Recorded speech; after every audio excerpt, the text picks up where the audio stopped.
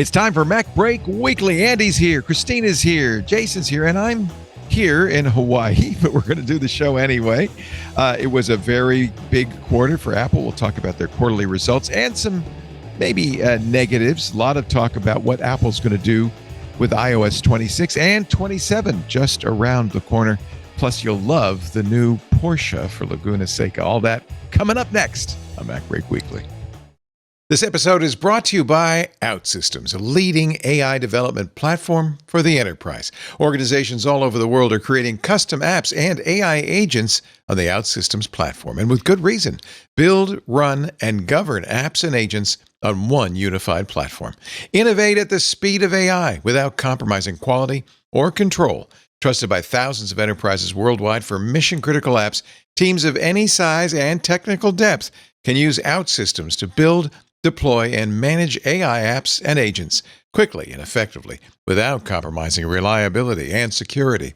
With OutSystems, you can accelerate ideas from concept to completion. It's the leading AI development platform that's unified, agile, and enterprise-proven, allowing you to build your agentic future with AI solutions deeply integrated into your architecture. OutSystems. Build your agentic future. Learn more at outsystems.com/twit. That's outsystems.com/twit. Podcasts you love. From people you trust. This is Twit. This is MacBreak Weekly, episode 1023, recorded Tuesday, May 5th, 2026. Don't be contemptible. It's time for MacBreak Weekly, the show we cover the latest Apple news. Hello, everybody. I am, as you might be able to tell, in Hawaii right now, but I'm going to still do the show because I care. That's how much I care. Jason Snell cares.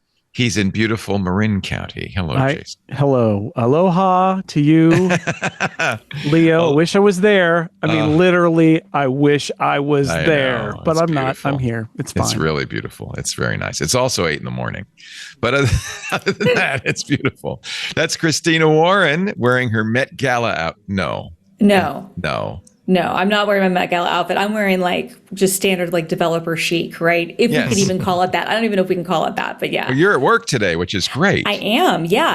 I am. Not only am I at work, I'm not even at the GitHub Seattle offices, which is where I would normally be if I went into the office, but I'm at the HQ in San Francisco. Oh, nice. Yeah. Oh, rats. I wish I were back in the Bay Area. I know. I was going to say the three of us would be there. Honestly, Leo, I think all of us would rather be in Hawaii where you are. It's pretty nice. It is really a beautiful day, and it's lovely. We're on the Big Island, and I'm on the dry side, so there's no rain. We went over to Hilo yesterday, and it poured. It was really cool. You get your choice on the Big Island, dry or wet. Also here from the library, where it's always dry because the books need it. Andy Anako. Dry as is the humor. Right.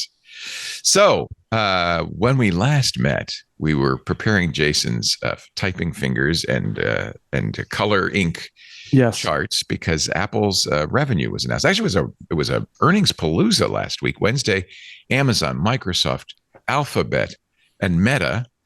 Thursday, Apple. And everybody had I just want to say, everybody had a great quarter. Good job, everybody. Congratulations to everyone. Congratulations. My financial analysts, again, I'm not a financial reporter, so I basically say, if Alphabet or Apple were a human being and they were ordering a burrito, would they be able to say, yes, add guac to that without asking first, how much is the add-on? They could simply say, you know what? I feel as though I can swing extra guacamole. And take the whole mocha yes. Good for you, Tim. Another guacamole quarter for Apple. Although the market wasn't completely unanimously happy about it because, Meta, to be specific, spent so much money, lost so much money on AI that even though they were profitable, the market said, that's a lot of money. Yeah, and Apple I think Apple ended the day down by 1% because they mostly met guidance, and where they exceeded it, they didn't exceed it by enough to get people excited. They had a great quarter, but it's always about, did you grow as much as we guessed that you were going to grow? And if you didn't, that's your fault, and we're gonna tank your stock a little bit for the day. So because Apple's fiscal year is different than the calendar year, this is their second quarter, their Q2 results, but it's January, February, March. Right. right?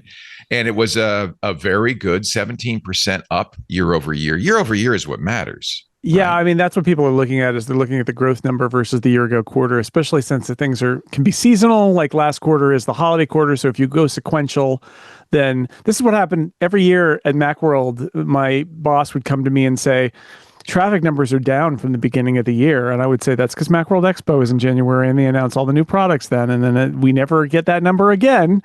And that's why it's seasonal. You don't do that. You say, how'd they do Q2 last year? And everything was up, every category. In fact, in terms of all my little charts and all that, you could argue that it was pretty boring, just in the sense that everything went up. Like literally every category went up. Every region for Apple went up.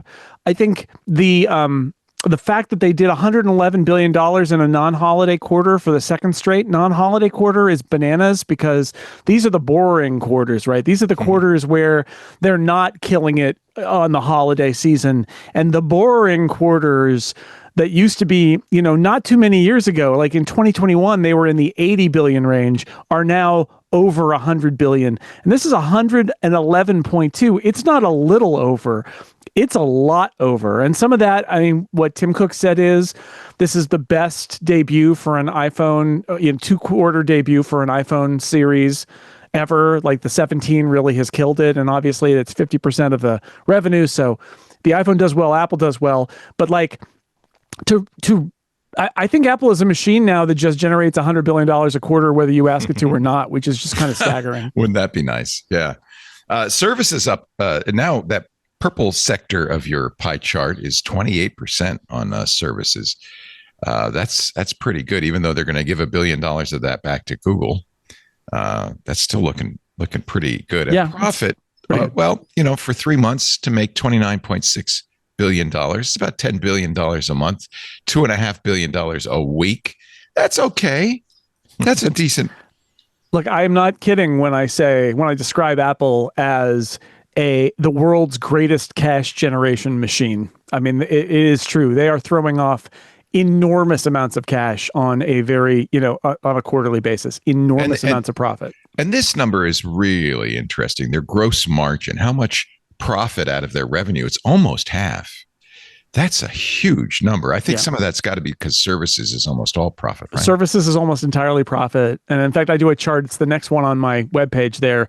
I'm trying to chart the moment it's going to happen when Apple's going to have a quarter where they actually make more profit in services than from products, which will lead to a lot of think pieces where people were like, oh, because the margins on services, like, you make a TV show once and then you can sell it 1 million times and it doesn't cost anymore. Whereas you make a MacBook, every single one of them has a profit margin built into it because there's a cost to make it that's separate from like the cost to design it. But I will say, we can overtalk services too, because services are driven by people who bought Apple hardware. Like, it's extra revenue on top of the money you spent on your iPhone or your Mac or your iPad or your Apple Watch or whatever. But like, if you didn't own any of those, you would also not be subscribing to Apple services. So it's a little bit, it's more synergy than you might think when you look at the size of the services number. But remember, the services number used to be 9% of Apple's business. And now it's a full quarter of Apple's business. So they have done a tremendous job at, like, literally, the iPhone is half of Apple's revenue in this quarter, and services was 28%. So more than 3/4 of Apple's revenue is in those two lines. It's kind of staggering. Yeah, and I think Tim actually called out how well Apple Watch did, that they had, I don't know if it was a record quarter, but in terms of in terms of selling Apple Watch, people I'm sorry, I don't have the transcript in front of me. But basically, he marked out Apple Watch as an indication of the synergy of the entire platform, that they're doing a better job of convincing, reminding people that, hey, we have a whole portfolio of products, and that any one entry into the Apple ecosystem is a gateway towards more sales. That was a consistent message they were sending to shareholders. Here's the chart with the percentage revenue by product line. Watches in WHA. What is that? Wearables, home and accessories. Yeah, home and accessories. As a Mac lover, it's always saddens me to see what a small, thin sliver. Yeah, and yet the Mac is the best it's ever been, and they are talk about a business that is just throwing off. Like, the Mac is selling $8.4 billion a quarter. Like, for the last 2 quarters, it's been 8.4, and then it was 8.7. And like the average here is, it is really a good business, a huge business. It's just not. And this is a challenge for John Ternus, right? Is like, you have to manage these different businesses, and you can't make every decision about the iPhone because you have these other very large and profitable businesses to manage. But at the same time, half your revenue is the iPhone. So you do need to do Does that. Tim Cook get credit for services? That was really under his watch that they started focusing on ARPU, average revenue per I think so. user, right? Yeah. Yeah, I mean, credit, blame. I think that there's an argument you can make either way on that, right? Which is to be like, has the focus on services been to the detriment maybe of other areas? But certainly from a financial standpoint, we can't argue with results. And I get, you could make the argument as well that part of the reason that they can maybe invest and have the types of hardware products they have and do those things is because they know that they can make up the margin on those services. Right. And speaking of Tim and John Ternus, we were taking bets last week on whether John would show up. He did. He did. Yeah. He did. He read a 250 word prepared statement. Yep. That was what he did. Did Tim say anything nice? Oh, I mean, it was very much like, oh, let me introduce you to John. John is great. He's a visionary. It's all the things he already said in the statement, but they said it again. And then so let's throw it to John. And John is like, I just want everybody to know that Tim is the greatest executive on the face of the earth. Yeah, it was that kind of a mutual admiration society, which is the point, right? Because this is a direct part of the transition, part of leaking this to the Financial Times. All of this is about reaching Wall Street and saying, it's going to be fine. We're all very responsible. John Ternus' statement was like, we're going to follow in Tim's footsteps. Don't worry. I'm not going to go start spending money like crazy. And Tim is like, John's the right guy and it's going to be good, because that's the message that they're trying to send with this whole transition is like, don't worry, because Wall Street, that's the challenge there, is that you want the shareholders to feel like Apple's in good hands. So they don't want to take a hit to their stock or anything like that. And I think they've been very diligent in that messaging. Yeah. Although I mean, we might talk about this later, but they did announce a really big change to how they basically said that they're going to be not doing net cash neutral business anymore. That's where they were. One of Tim's earliest thing is that we're going to try to get to the goal of making sure that our net cash is equal to our debt, so that we're no longer hoarding cash as they did under Steve Jobs. And part of that was this is one of the reasons why Tim Cook has given back $1 trillion to shareholders. One of the reasons why the valuation has gone up to $4 trillion. But so there's been a lot of people who have been sort of speculating as to why they're ending that right now. And one of them is that maybe it's because they really do want to get into not necessarily a spending mode, but that if perhaps part of their plans equals we want to acquire some companies that we think that could really strengthen our business a lot. Some people have been speculating about, obviously there's going to be a big AI buy-in, and I don't know if that's really what Apple's going to do. But it does mean that if there's a reason why they're suddenly saying that we're ending this 10-year-old policy, and the net effect of we basically announcing that we are going to be spending more money invites lots and lots of interesting speculation as to what they're spending the money on, including, as Jason said, like services is racing forward. What if they just simply said, what if we were to make our platforms a destination platform as opposed to an add-on platform that, hey, we've already got you with your Apple Watch, we've already got you with your iPhone, we're going to why not sign up for a cloud service or a streaming service too? Maybe they're going to beef that up to basically say we're going to try to take money from everybody, not just people that we've already sold MacBooks to. Yeah, the net cash neutral thing is, in 2018 they went beyond just like restoring the dividend to talk about this net cash neutral at a point where I think they had like 160 or 180 billion in effective cash, which was ridiculous, right? But this is the thing: is they make so much money. The profit is so great. They're like, what do we do with it? And it's true. Steve Jobs was much more like, let's hoard it. And then they started to spend it. And then finally they're like, we're going to just say we're going to be cash neutral. That was a Luca Maestri thing. He was the CFO at the time. What they've done though is like they tried to say, look, we're going to still be returning value to shareholders. The board, as a part of this announcement, also granted another $100 billion that they can do stock buybacks on over time, and they still hadn't run through the last grant there. So they're like, don't worry, like there's still value that's going to be generated for shareholders. But what they said was they wanted to uncouple those two things, right? Which is debt and cash on hand. They wanted to, and not try to head for net zero.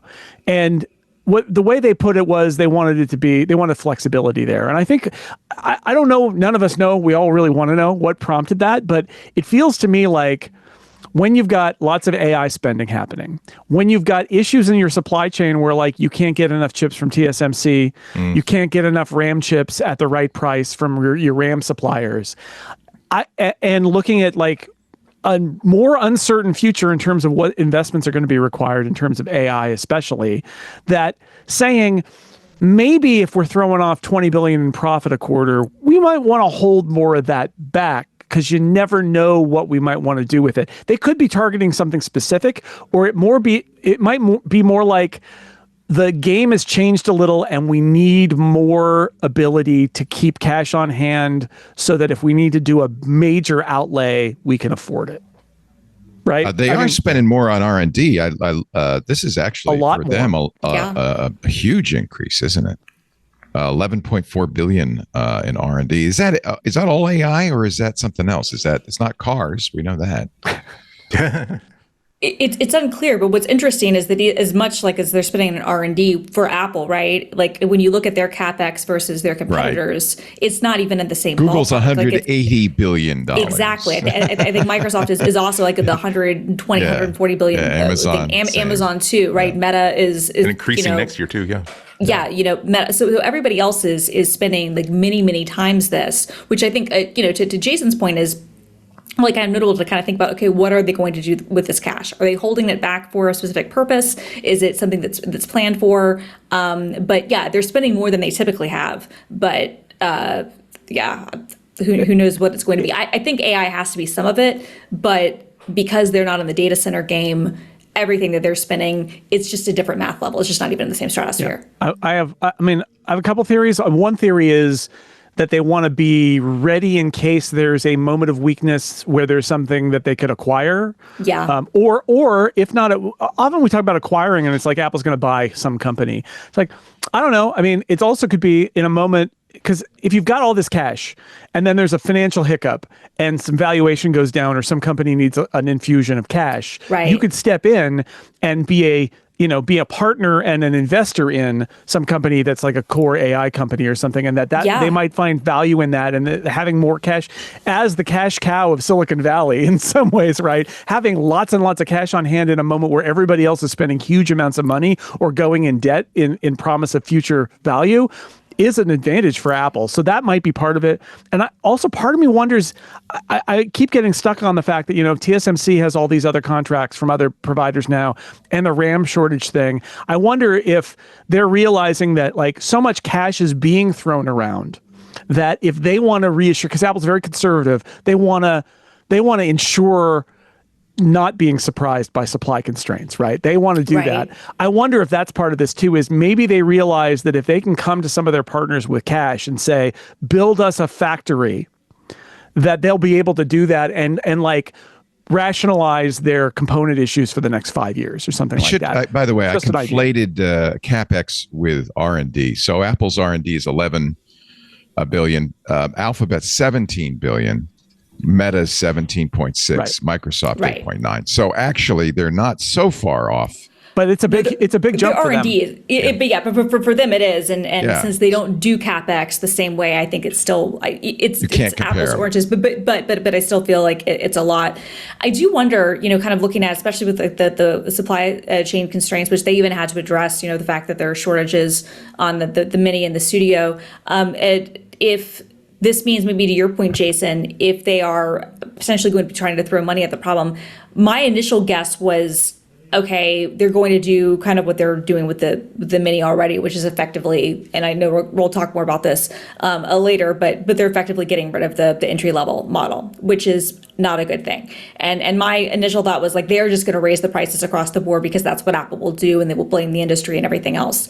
But I do wonder if there's an opportunity with this sort of cash, in addition to maybe keeping it for some investment opportunities. They did that with Didi Chuxing, which was a Chinese conglomerate about a decade ago. So it's not like they haven't done that sort of thing before. But I do wonder if that would be the sort of thing where they're like, okay, we're willing to maybe give up some of our margin and buy some of this time to keep our prices, consistent and potentially win market share once things settle out or not.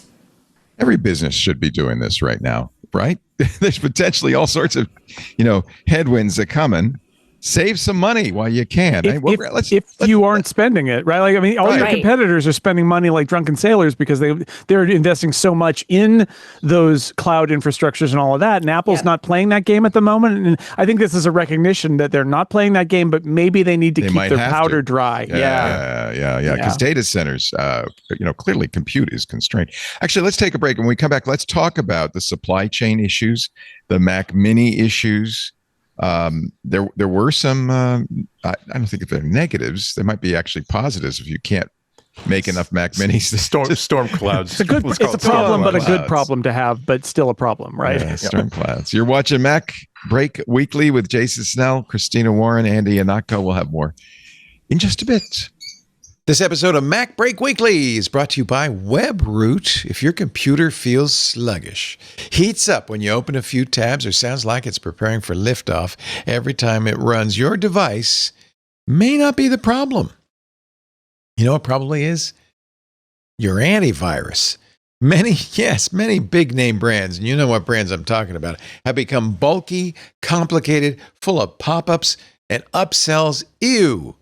Not WebRoot.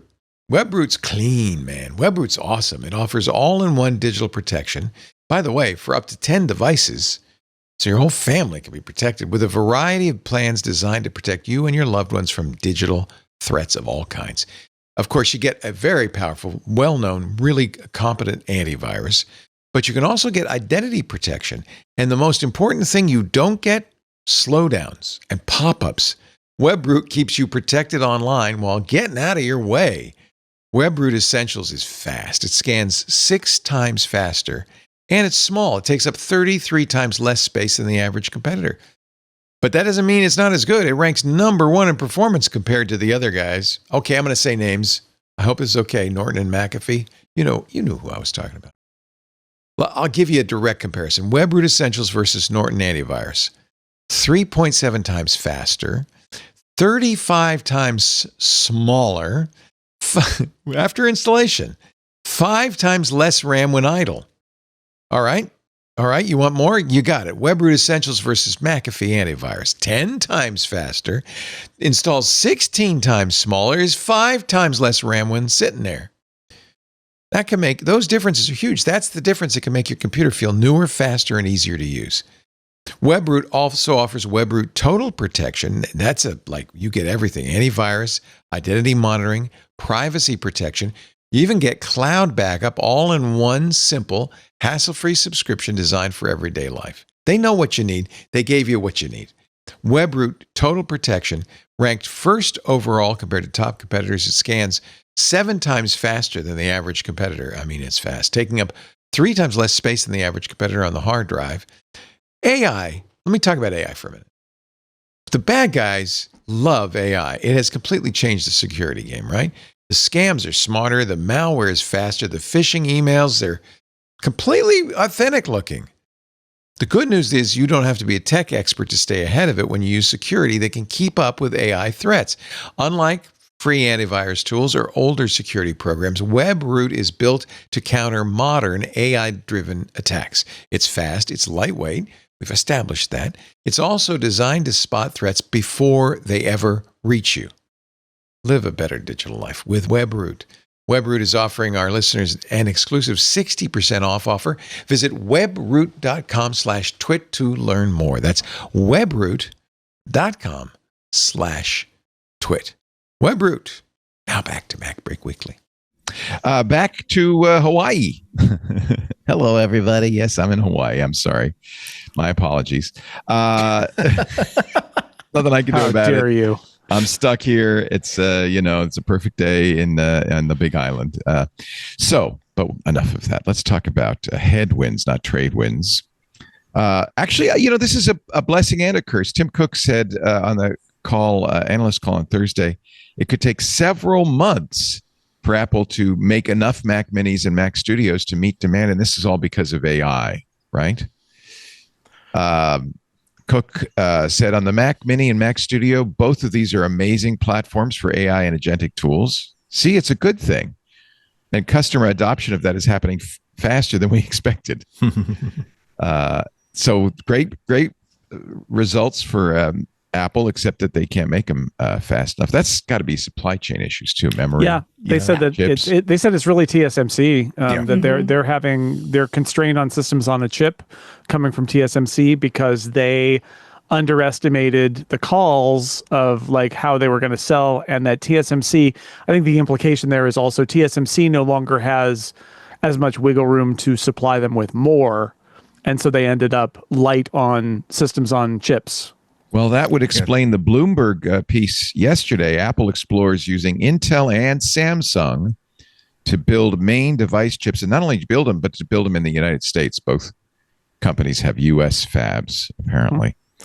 So that solves two problems. It makes the administration happy, but it also maybe is a backstop to TSMC. And Apple's already working with TSMC in the United States as well. It's not like on the cutting edge nodes, but they are going to do processors there. And yeah, it kind of makes sense. Like Apple it goes back to why they might be saving cash. Like these are strategic challenges where if you only have one supplier and something happens to that supplier, and we've been talking about Taiwan and China, right?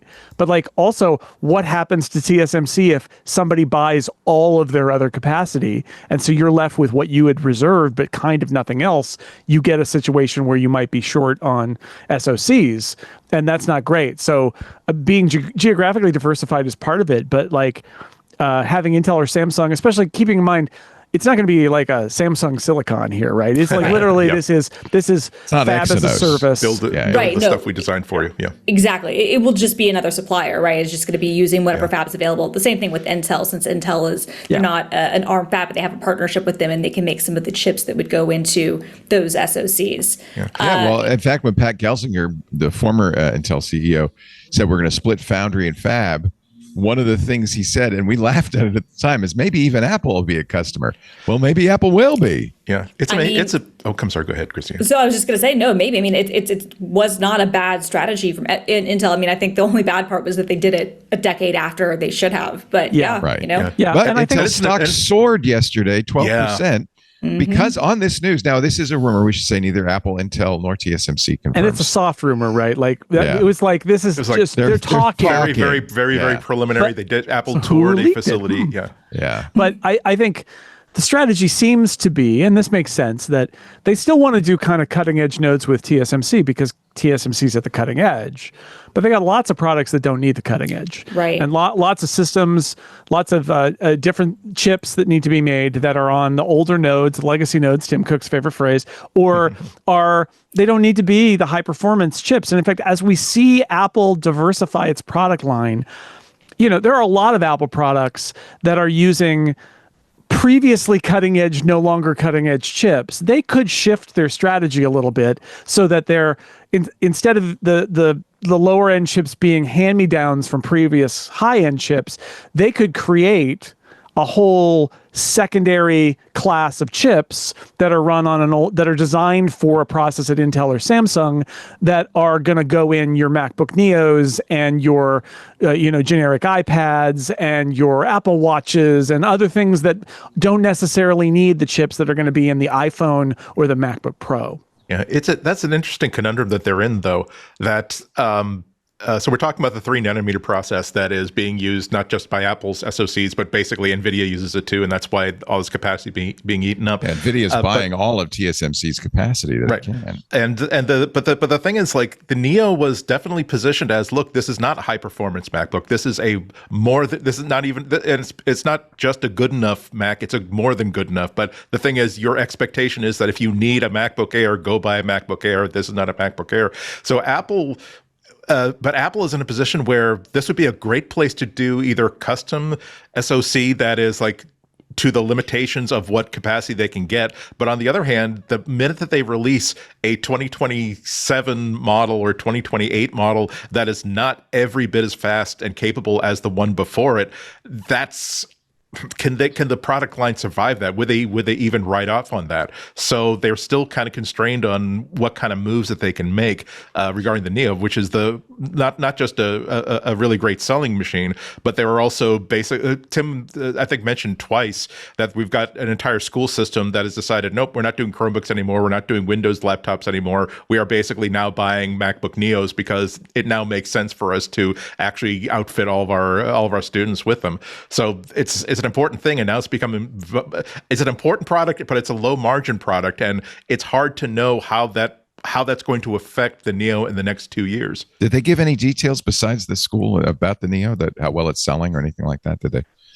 say anything? They said that they thought it would be good, and it was way better than they thought. And that is, right. And so they're dealing with that, and they did, they cherry pick, like Kansas City said that they're going to do it. They always cherry pick some site that I think actually the more of Chromebook, an a lot of things anecdote make it made sense for Kansas City as opposed my to sense a widespread thing. of the Chromebooks is starting to recede into the background. I don't even know how committed Google is to it anymore. They're going to turn it to Android, right? They've got the new operating system Aluminium that's going to debut later this year, and it's a very much an Apple sort of play where they're partnering with Qualcomm to develop custom CPUs for it. But let's see how it works out. The thing is, it's not like I don't feel a strong commitment, and I think schools are getting Exactly. a little tired of the whole Chromebook thing. So I wonder. I mean, maybe. I think the thing is, even if Google's commitment waivers, you have such a huge partner ecosystem, which True. this is kind of their low end laptop that they can sell in volume. Right. To schools, to businesses, to whatever, that I don't know if I had the Framework CEO on Wednesday on Intelligent Machines, and they stopped making their Chromebook. He implied it wasn't selling all that well. Yeah. Well, that was a more expensive device, right? Like the unfortunate thing with Chromebooks is, just to go on like a brief tangent, and I think this is actually interesting though, because it's different than the Neo in some regards, is that the Chromebook is simply a volume machine. It's all about what's the lowest selling price we can get and how many can we get them. It doesn't they're matter. Like $300. They're $200. They're cheap. Right, exactly. And if you're buying them in mass, if you're buying, thousands at a time, you're getting even better prices than that. Right. You're getting them by the truckful. Can you replace the keyboards and the screens? Yeah, you can, but a lot of times you're just going to kind of, swap certain things out and move on. It's fast computing, right? Instead of fast fashion, it's fast laptops, except they're kind of slow. Computers, yeah. Exactly, right? And so, a company like Framework, who made a really good product, and Google tried this too with the Pixel books, a number of times, and drag it. They were over $1,000. Yeah. Yeah, HP has made a few as well. That internally at Google, you can even choose if you want to get one of like the high end Chromebooks. You can get one with like, I think 64 gigs of RAM or something. Right. But who would choose that? I'm not really sure. And that's sort of the problem, right? It's like if you go out of your way to make it repairable and you go out of your way to like make it easy to work with and all that, you raise the price to the point that it's like, that's not the point. At that point, I might as well just buy a Mac. And that's, I think, why the Neo is interesting, because it sort of is that middle ground where you're not having to be lowest common denominator, but it's still not super expensive, but it is easy to repair, at least for some of the parts, right? Like if the SoC goes, it goes. But that I think is potentially compelling. But I still see it as just a completely different game than what they do on Chromebooks.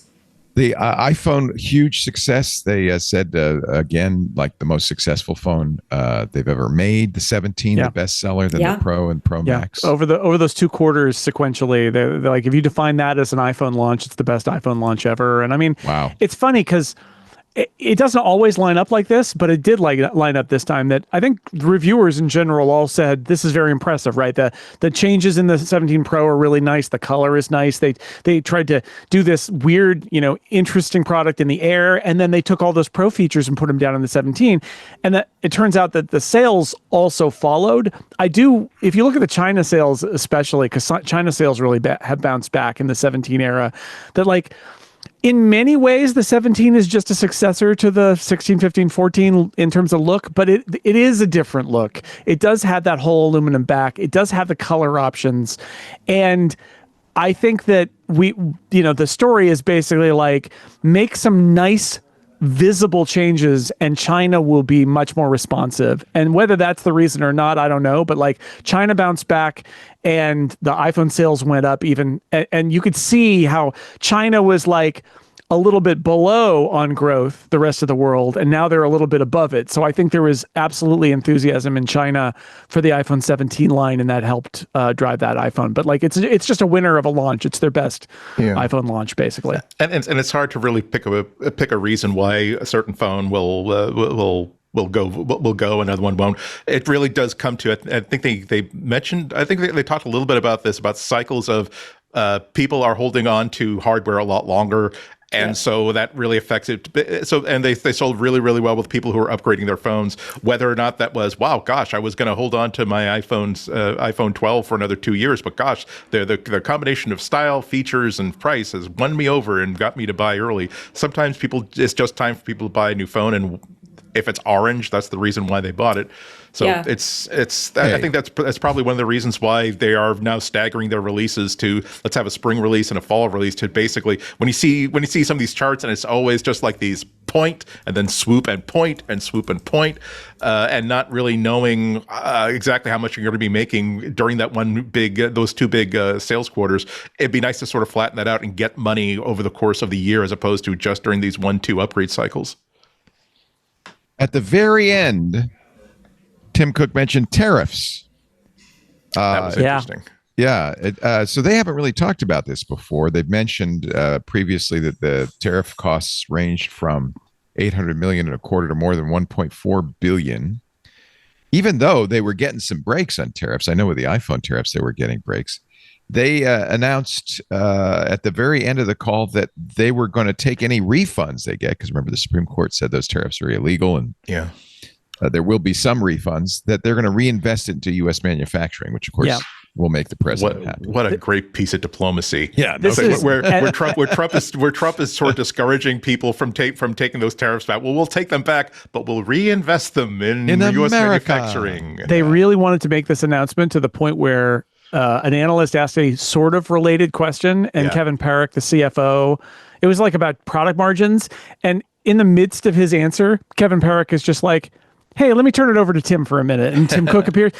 It's like that. They never do that. And then Tim Cook makes this statement about tariffs. And it's very much like, we're following the established processes. We're not doing anything. We're not suing anybody, but we're following the tariff reimbursement process. And if we get that money back, we're going to put it all into American manufacturing, which is also not only makes that kind of unassailable to criticism from the president and others, but it's also money that they would be doing that with anyway, but they get to say they're doing it for oh no, that's the tariff money. We're doing that. We're adding that in.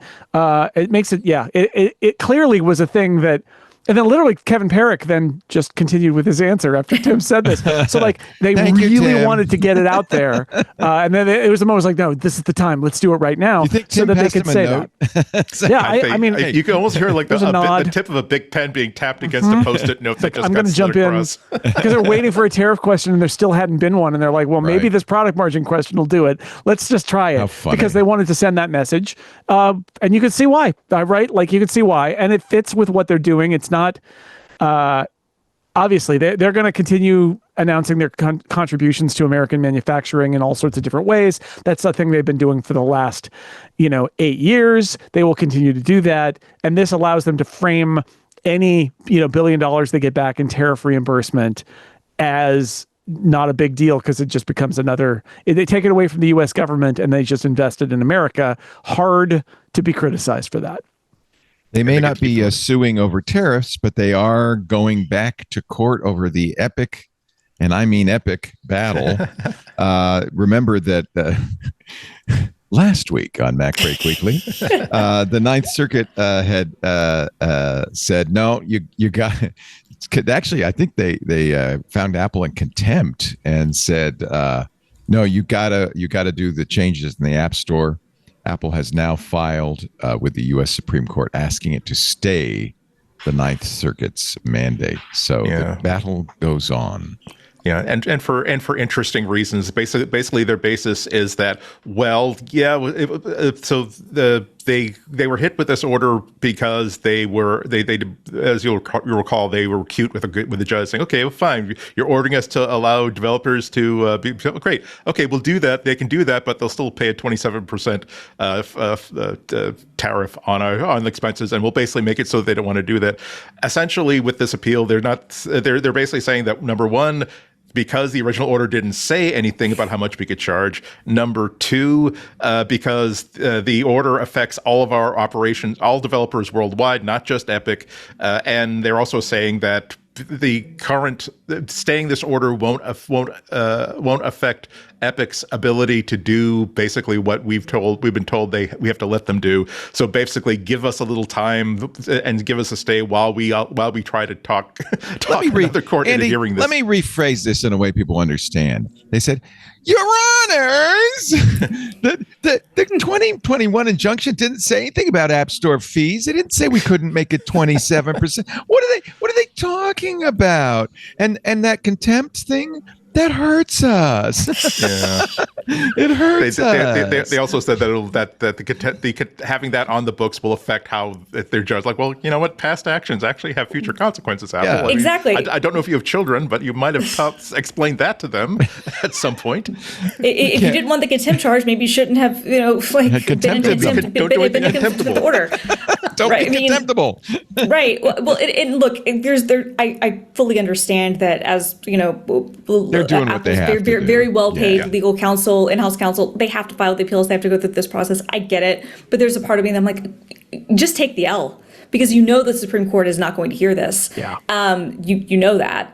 Just take Well, the do L we and move know that? on. I mean, I don't know what we know. Oh, I don't think this. They've turned down every other attempt that they've done about this. I mean, I don't think that They were the ones who there's- sent it back to the Ninth Circuit in the first place. Exactly. And there's also not really an interesting legal question here, which is usually, look, I'm not a lawyer, Right. so I just, watch legal shows on Hulu, but like reruns the rest of of things. us. Right, Yeah. exactly. But usually from my understanding, like that would be why the Supreme Court would take on something like this. So it would pose an interesting question. I don't think there's an interesting question here. It's, basically to your point, you're like, no, but Your Honor. why? It's interesting though, because so Google got the attention from Epic just as bad as Apple.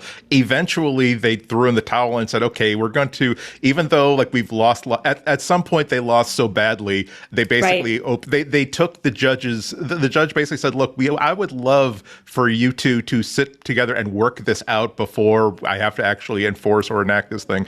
And they actually worked out a system where Google basically rewrote all the rules for how they run the Play Store, and it was so comprehensive.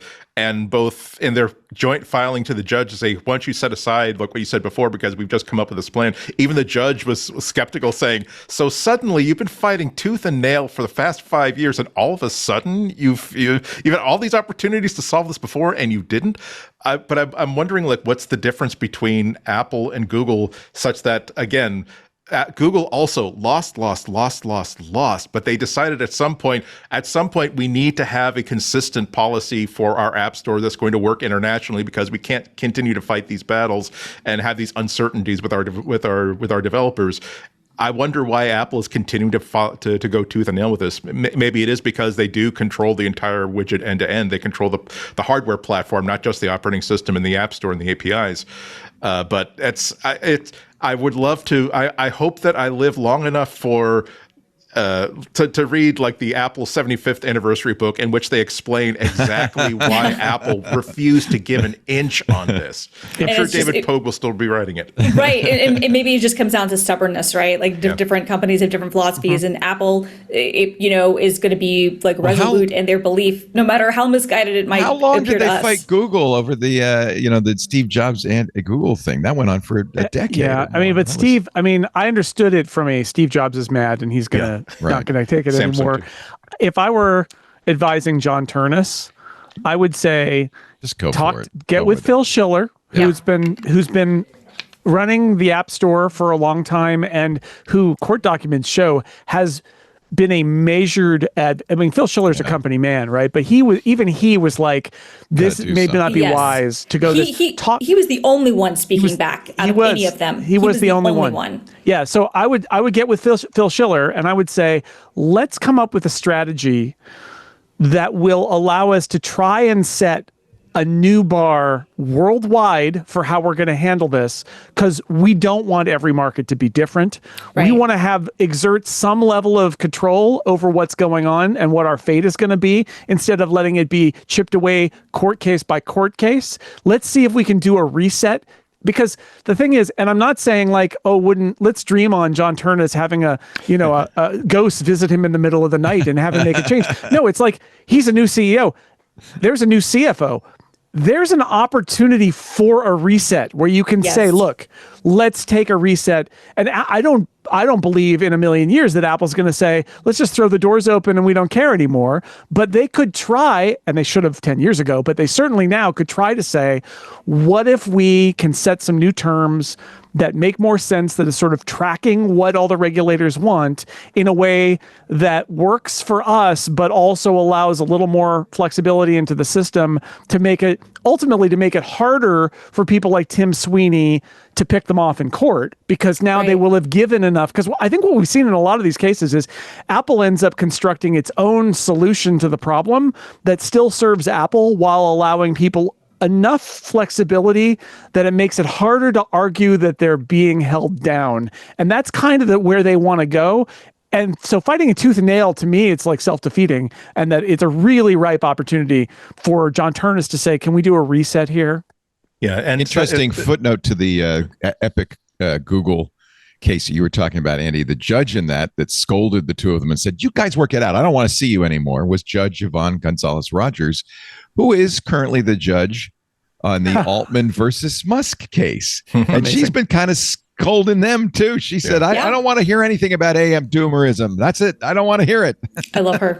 She's pretty strong. That's good. No, I mean, when her initial order, like for contempt or whatever, for Apple came out, like that was one of the juiciest things I've ever read in my life. She scolded. It was direct. It was. I wanted to do like a reading of it because it was so good. Like it was it was just because it's rare that you see like judges who A, you can tell really paid attention, and B, just completely cut through the BS and was like, no, I'm actually not going to entertain this complete and total ridiculousness. This is what is happening. You haven't pulled one over on me. You're not actually smarter than me. It was so good. She rules her courtroom with a iron fist.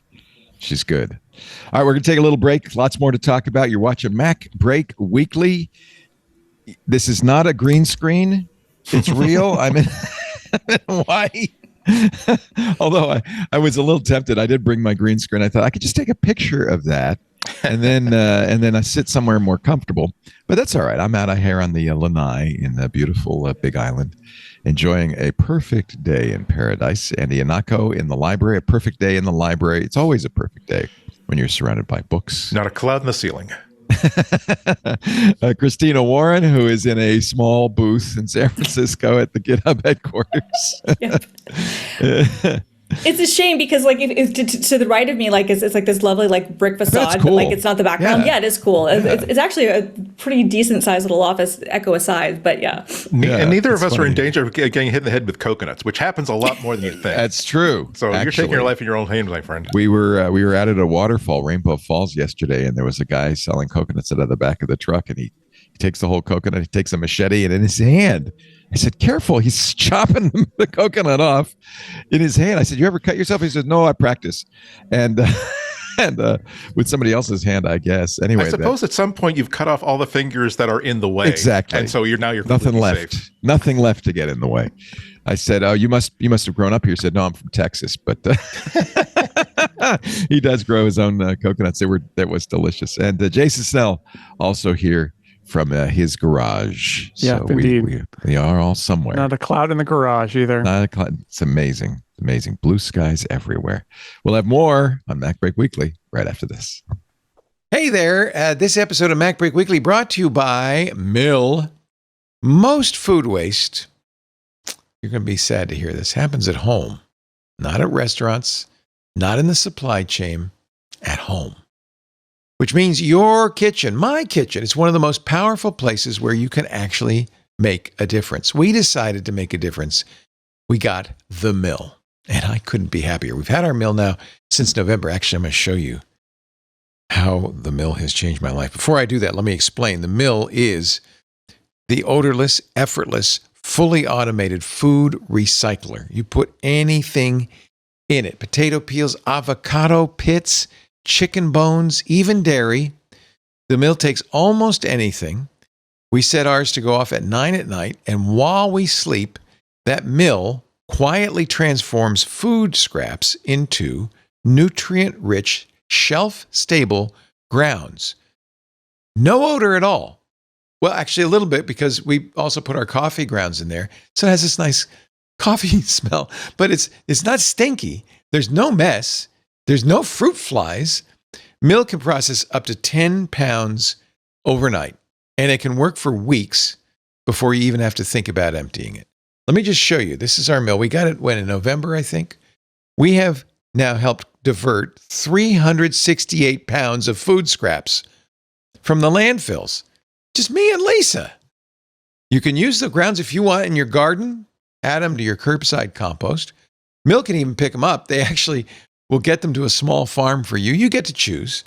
Mill turns a huge climate problem into a simple daily habit you can actually stick with. And you can actually see your impact because, as I just showed you, the Mill tracks how much food you're keeping out of landfills. 368 pounds out of the landfill.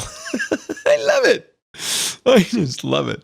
Mill has already helped its customers put over 15 million pounds of food to good use. It's sleek. It's beautiful. Looks great in any kitchen. And Mill offers a 90-day risk-free trial. So if you don't absolutely love it, you can just send it back. But you're not getting ours back. I love our Mill. We got it before we started doing ads. In fact, we told the Mill people, I love it. I want to do an ad for it. Please let me tell the people about it. You can try Mill right now, risk-free for 90 days, and get $75 off at mill.com/MBW, but you got to use the code MBW. $75 off mill.com/MBW. Use the code MBW. Mill, MILL.com/MBW. Use the offer code MBW. Did I mention that I have saved 368 pounds of scraps diverted from the landfill? Did I mention that? And it doesn't, there's no fruit flies, no stink, nothing. I love the Mill. Mill.com/MBW. You got to check it out. Okay, let's get back to the show. Cinco de Mayo, May 5th today. In years past, iOS releases have usually occurred in the middle of May. We are expecting, I think, any day now, maybe this week or next, iOS 26.5 to be released to the general public. Some big changes. Jason, you usually use the betas, right? The developer betas or the I'm betas? on, I mean, it's late betas, so I try not to. I actually, by mistake, I'm on the Mac beta, but we're at release candidate now. So Right. my guess is that they'll be pushed out in the next week. Right. Barring And that's about when a they've mistake. done it in the past. I think Chance Miller writing at 9 to 5 Mac compared previous release dates of 18.5, 17.5, 16.5, and 15.5. And it was almost always mid-May. Yeah. Second or third week in May. So, it should be soon. What are the new features? Apple Maps now has suggested places. Ads are coming. Sorry. Yeah. Sorry. Again, though, RCS? it might make it might make maps better. Genuinely, like that's ads? kind of my thought. Yes, Why? because if people like right now, at least my philosophy is one of the reasons that the maps are as bad as they are is that the businesses don't ever prioritize updating the place data because it's not going to bring them any traffic relative to Google. So I don't know, maybe ads will improve that. Maybe it'll make it a higher priority, which will then increase the mapping data. Like I don't like it either, but we've been using Apple Maps to navigate everywhere on the Big Island. They work quite well now. I haven't had any trouble with Apple Maps in years. I mean, Cook admitted that this was his biggest failure. In fact, I think he said at one point. Yeah. At this point, it's so good that I think that every iPhone owner should have Google Maps installed alongside Apple Maps. But right now, it's the platform that you would only use when you need the very best mapping app available, because they're only like, I don't know, maybe 3 or 4% of situations in which Apple Maps is going to fall up short. It's an important 3 or 4%. Like when it's like, I need to make sure I know where the door to the emergency room on this hospital is. Right. I don't need to know what block it's on. That's when you say, you know what? Why don't we ask Google Maps that?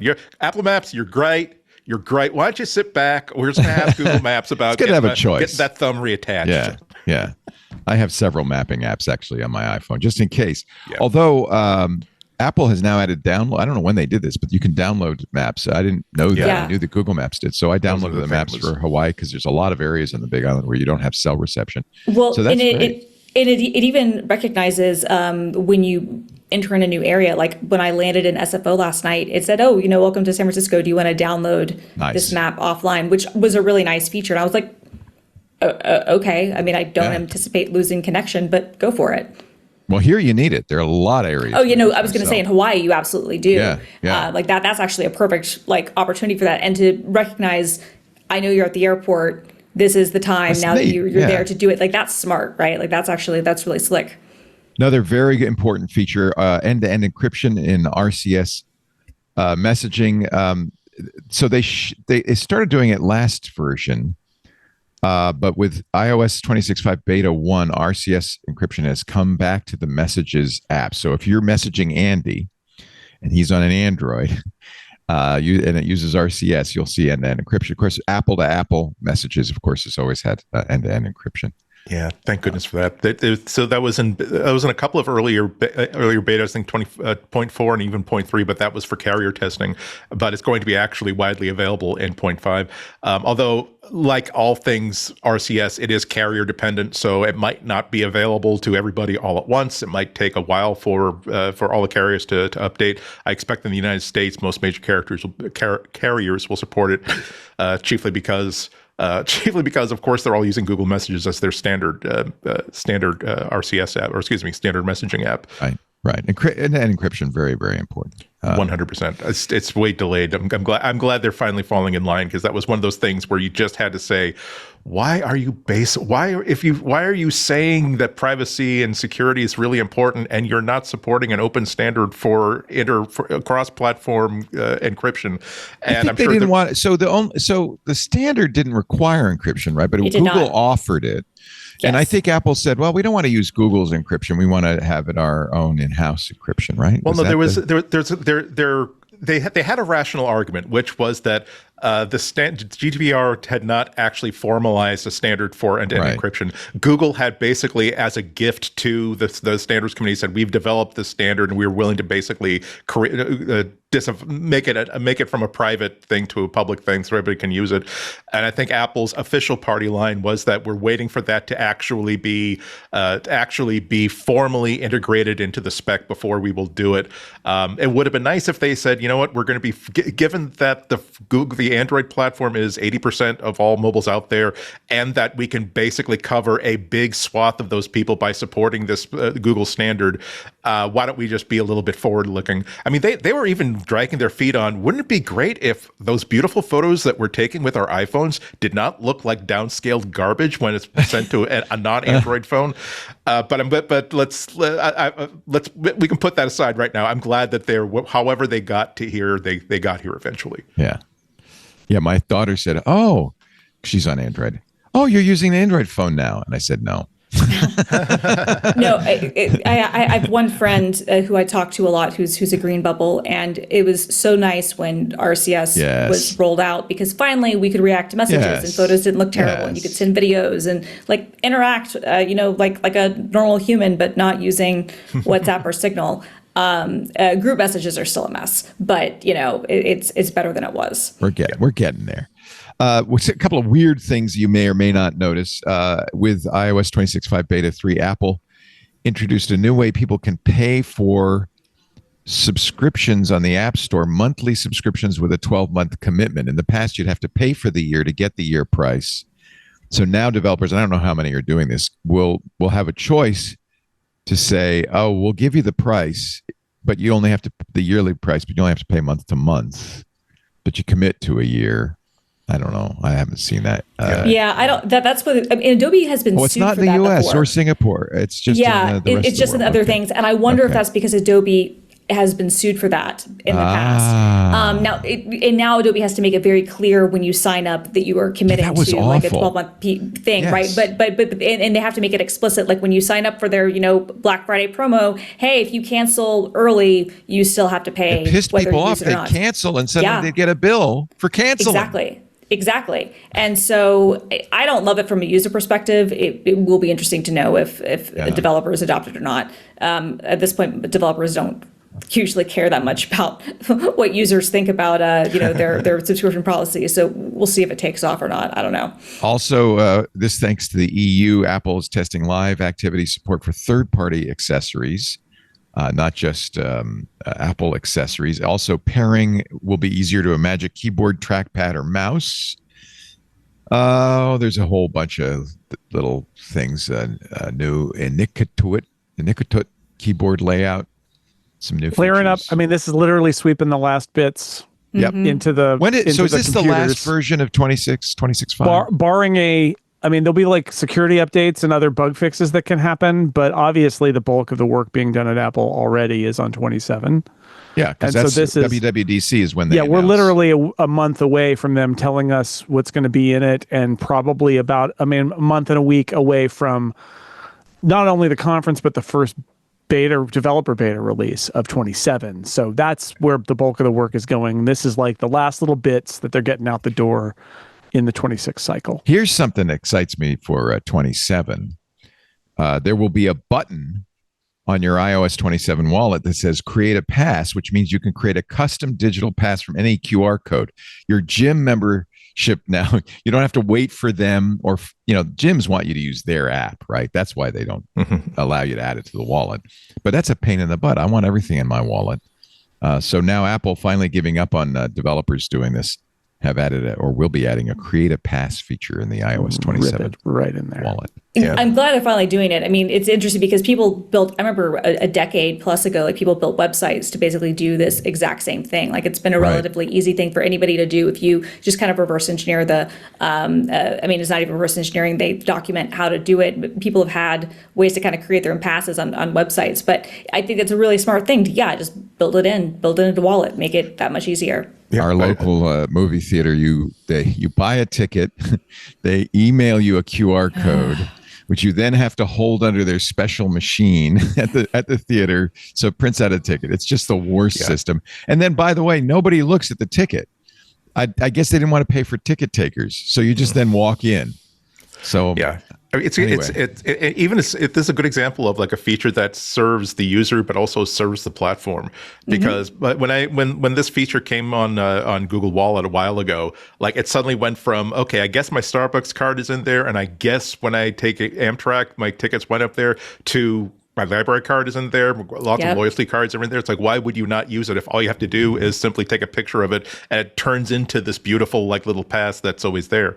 It's like I don't care why it took Apple so long to do something that seems very, very basic, but I'm glad that it's there now. I think Apple wanted people to use Passkit. Apple made a way for developers to do it. They wanted them to do it traditionally, and the developers went, no, we want everybody to have 14 We want our own apps, which again is frankly kind of Apple's fault, because they led for so many years. There's an app for that, and there's app intents and all these other things, and they really have pushed developers to the point of being like, oh, the only way you can be successful is if you have an application. You can't just have a website, even though a website would be the better, Right.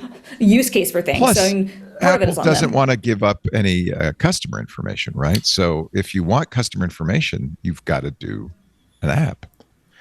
Is that right? Or Well, no? I mean, a barcode doesn't Yeah, I was reveal going a to whole say lot. most Yes, of these you're are right. these are just QR codes ultimately, that's right? Like barcodes. It's not, I don't know how much of it is that, but I mean, look, I don't like Andy. I don't care how long it took. I'm glad that's going to be here. It's a nice feature. I use Apple Wallet for everything when I can, to the point that over the years I have actually created passes myself, using like little one-off websites or whatever, just to try to make things convenient. But it's certainly much easier to just be able to take a photo of your card and turn it into a pass.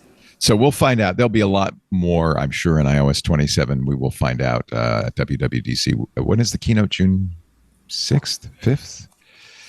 We're going to cover it, of course, 8th. Micah and I. 8th. Okay. 8th, yep. Is that a Monday? Monday. All right. Which is rare.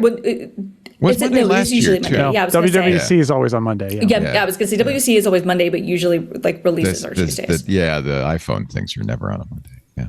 Never on a Sunday, never on a Monday. So we'll be covering that if you're in the club. Now, I should mention that this is a good reason to join the club. We cannot stream those to the public. We stream this show on YouTube and Twitch and X and Facebook and LinkedIn and Kick, and of course in our Club Twit Discord, but we can't stream the Apple events, the Apple keynotes in public, because they take us down and they give us strikes and they're mean. So don't tell Apple, but we will do it inside the Discord. In private. We're going to have a private screening for club members. So if you want to watch that WWDC keynote, Mike and I will cover that on June 8th, and you can watch it in the Club Twit Discord. That's the only place we'll be able to make that available. I think we're going to do that now with all the keynotes. We're doing it with Google I/O as well. It's a club exclusive. Here's a scooplet. I am getting excited more and more about the iPhone Ultimate, and Sonny Dixon has put out, and I think he's pretty reliable on this. We know they're probably already making it, right? The first dummies of the final look of what the Fold will look like, as well as the 18 Pro and the 18 Pro Max. And then Unbox Therapy did a little video. They took the dummies and they made a video out of it so that you can kind of imagine what it'll be like to have one of these little. Look at this. I can't wait. Now, it's not going to sit flat according to Unbox Therapy, but we don't know. Of course, this is not this is a guess.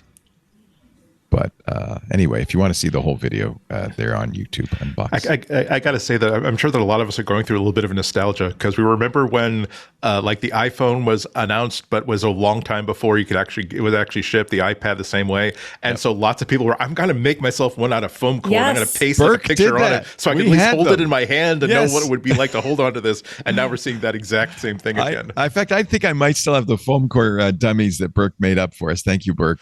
Way back in the day. So we could say, "Oh, look!" I took that on so many cable news shows. Oh my gosh! You know what? I think I did too. I think for like an iPad or something, it was a similar kind of thing. Yeah, that is a throwback. And what's great is now, because like personal 3D printers are so good that you can actually like print out the mock-up. Yeah, the Unbox Therapy one looks like aluminum. It looks really nice. Yeah, exactly. Go to send cut send or whatever. They'll mill you anything you want out of anything. Anything they can make it out of. It's just amazing. It's between this and how good people are at producing convincing still renders and video renders. It's like, I'm not going to believe that anything is anything until I'm actually holding it in my hands now. You can't believe anything. Rumors used to be more fun anymore. Yeah, I mean, it's now a big. In fact, there was this morning something on X that purported to be an accidental release of an iPhone app from Apple, and I thought, is that real? And I thought, I'm not going to mention it on the show because I just don't think I can trust it. You just don't know anymore. Oh yeah, no, there was we mentioned this a couple of months ago. Oh gosh, I can't remember the guy's name, but we've featured his stuff on the show a number of times. Where like he took this concept frog design Mac tablet, with a integrated keyboard, disk drive, and everything. That was just a prop that they made like in 1986, 1987. And he said, I'm going to make that. And he made it, and it actually works, like with all the design stuff and all the keyboard stuff. And it's like, and if this showed off on an auction site as a prototype, nobody would question it until they realize exactly how good engineers like this guy are. Well, this has been happening in China for a long time. I remember we have a listener who goes to China regularly. He brought me back a bunch of iPhones from Shenzhen. Oh, yeah. That are indistinguishable from iPhones, except for the fact they're running Android.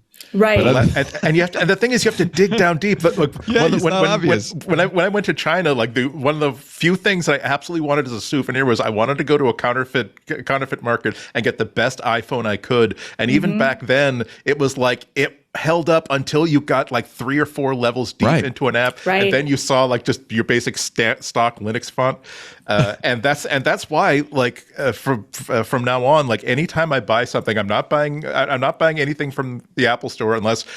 I'm not buying any hardware until I can actually break it open right there and verify that it's a real thing. Because if you go to, I'm sure that at the Apple Store it's fine, but if you go to Best Buy, like they're probably just going to take a return, reshrink wrap that, not knowing that somebody basically bought one of these really Especially good headphones or AirPods something. Pro. Exactly. And again, it pairs fine. It shows up everything you need. It isn't until like you accidentally drop it and it shatters apart and you realize that, does Apple put a lot of like steel plates inside these things to make them heavier, or is that like an impedance thing? It's for the antenna. Yeah, of course. You're watching MacBreak Weekly. Andy Anako, Jason Snell, Christina Warren, and of course you, especially our Club Twit members. We're really glad you're here watching the show today. Let's go to AI news. And actually, the big news is tonight there's a party. Sam Altman asked ChatGPT 5.5, if you were going to plan your own launch party, what would you do? And he said it came out a little bit weird, but guess who got an invite? Now, Christina, why are you invited to this party? Because I replied to the tweet and I filled out the form and Awesome. You won the I was lottery. chosen. So I won the lottery, right? I mean, and I'm very grateful. Thank you very much, OpenAI, for and for you were going letting to be me in San Francisco 5.5. anyway, or No. So that's why you're in the city now. That's yeah, absolutely. No, and they were kind enough to cover people's travel if you're in the United States. Yeah. Holy cow. Yeah. So now, did you bring a lovely. fancy gown, a Met Gala kind of outfit, or what are you going to wear tonight? No, well, okay, so the weather is colder than I was thinking, and so I'm having a little bit of a problem because but like I was looking at things earlier, and so I had something. The shirt that I'm wearing now, I don't know. I don't know if I have time to go get a jacket or not. Is the long story short of it. We will see. But what are you expecting? What's going to happen? I don't know. I have no idea. What is actually fun, I will share this, and I don't think this will bother anybody. I won't share names, but about 20 or 21 of the women who were invited, I guess we all found each other on Twitter, and we created a Twitter group chat because there's so few, like... The only ladies. Basically, there'll be 100 nerds and you.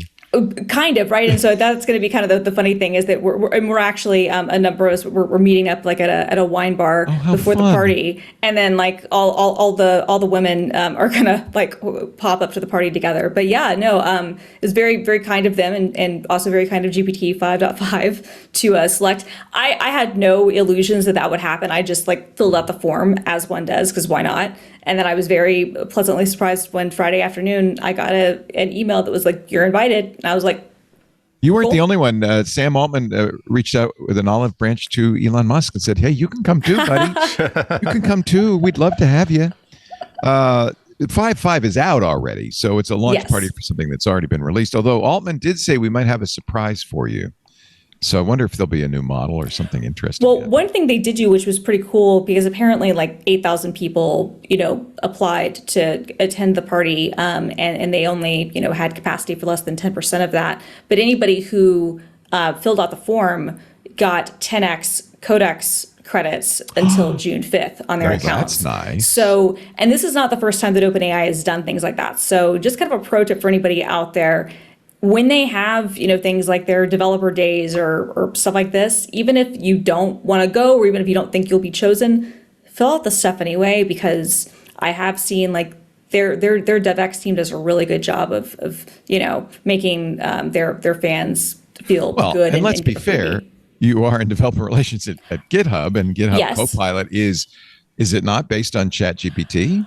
Well, no, and we use a number of different models. Our default model is actually Claude right now. Although, okay. no, actually, it might be 5.3. 5.3 is our long-term model, but we use Claude models. We have Gemini models available. We have that's nice. Gemini. We have obviously the OpenAI model, so you can choose. But yes, the original impetus of Copilot back 5 years ago when it was first announced was actually a joint project between GitHub and OpenAI.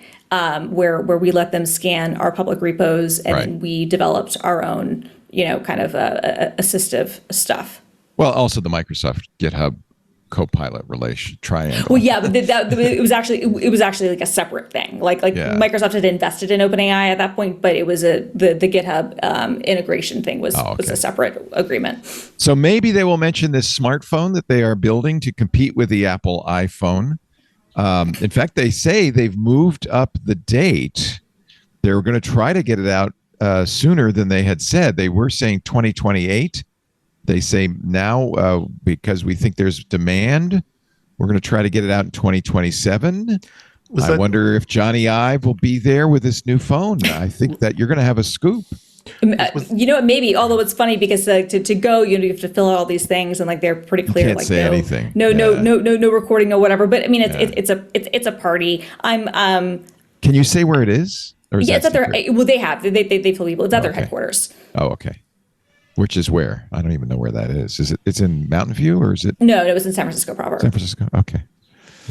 Actually, was it OpenAI who said that? Or I think it was Ming-Chi Kuo who basically doubled down on a tweet he said last week that first half 27, OpenAI appears to be fast tracking its first AI agent phone with mass production targeted as early as first half 27. Ming-Chi Kuo, right? But he's usually pretty good. He's the usually very good supply chain guy.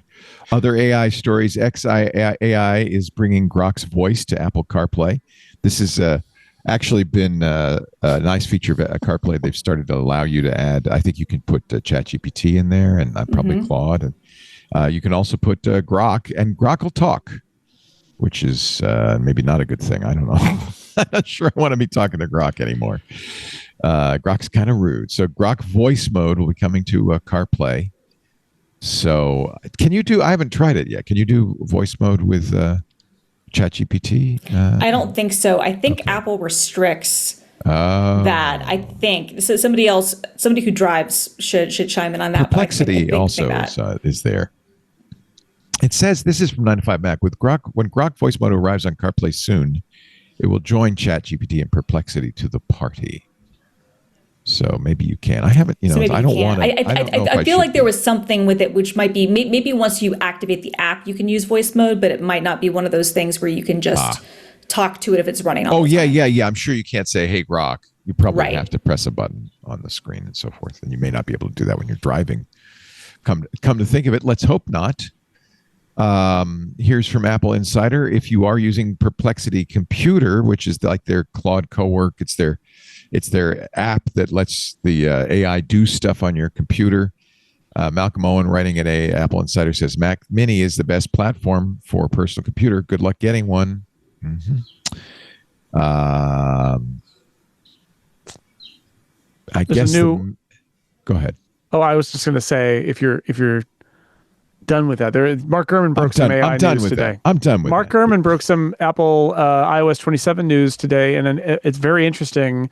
What he said is, and this is, I mean, it makes a lot of sense, but to see Apple or any tech company do this, it's another thing, which is, according to Gurman, iOS 27 will let you swap in whatever AI provider you want, not just for one thing, but for anything, for Apple Intelligence, the whole thing. Like, they're going to create a base using Gemini that will be on every phone without you doing anything. But if you're like, I'd rather use Claude, you can, assuming that they provide, I think it's called extension for this, you would be able to just say, use Claude for all my AI stuff. And iOS will just say, okay, now you use Claude. So basically, there'll be a default that'll be a white label version of Gemini that everybody just gets. But if you have a preference, if you have an account or a specific functional preference, that you will be able to just pick an AI model, and it will be apparently everywhere, according to Gurman. So like writing tools, image playgrounds, Siri, like all of the places. Apple's goal is they will create the default, or with Google create the default, but that if you want to swap in someone else's AI model, go ahead. Interesting. That raises so many interesting questions. It is the trend, by the way. Cursor announced that last week. More and more companies realizing that the lead model changes from moment all to the moment. time. Are saying, well, why don't we let you use whatever model you want to use at the moment? But then how do you pay for it is the question. You know, Apple's paying Google $1 billion, we hear. But you log in, and I think the app has to be on your device. You're not getting it for free. The app is on your device. That's how it gets an extension. And then you're logged in using your account in that app, or, you know, whether it's, you know, however they want to do it, to the API, tied to the API, tied to your membership, whatever it is, and then you're charged or credited. I'm such a sucker for this, because I have subscriptions to, I don't even want to say how many different AI models, because every moment, oh, you got to try Kimi now. Oh no, GLM 5.1. Oh no, you got to try Quem, and then pretty soon you have subscriptions for all of them. Also, I wonder if they will allow you to split things, like saying I want Nano Banana as my image generator. Right. I want Claude as my general chatbot. I want Gemini for my research stuff. And also, I wonder if they're going to be imposing privacy controls that basically have to do. I wonder if they're going to require each of these AI companies to say you have to provide an API access in such a way that we will allow you in, or we will basically forbid you to go in. And also, can I have a locally run AI like on my network saying there's some privacy things I just want to there are agentic stuff that I'm only trusting to this one machine I've got on my network. So for agentic stuff, run it through this machine, but through nothing else. I've got to guess. First off, the way they do ChatGPT basically is like, there is sort of this understanding that if you're using the base level, that it follows Apple's rules. But if you say, no, give me full on ChatGPT and I've logged in, then you're following ChatGPT's rules. And Apple's like, that's between you and them. Yes. In terms of the granularity, or using a kind of like bring your own model, that's a great question. My guess is that it won't be there on day one, but that they'll feel that, you know, that people will say, hey, you know, my guess is that, again, it's going to be the App Store model, where it's like, you got to have an app. You got to be approved by Apple to use the AI extensions, and then it appears as an option. That's my guess. And it is brilliant. Like we've been saying for a long time, Apple just has to sell iPhones. And so if all they do is basically say, we don't care what you bring to the party, as long as you're running it on something that we sold you at a 30 to 40% hardware markup, we're good. Right. Well, we'll make it easy for you. Yeah. The only thing on the privacy issue, and I agree with Jason, I have no doubt that they will do it exactly the way that they do the ChatGPT now, which is that they will say, hey, if you're enabling this third-party service, you're following their rules. We are completely taking our hands off of it. And I think that's fine. I think that's actually a kind of an elegant way to get around the fact that they don't do, mass trainings on things, which is one of the reasons why their local models are frankly not good. But so I think this is kind of an elegant in run around that to still have a good experience.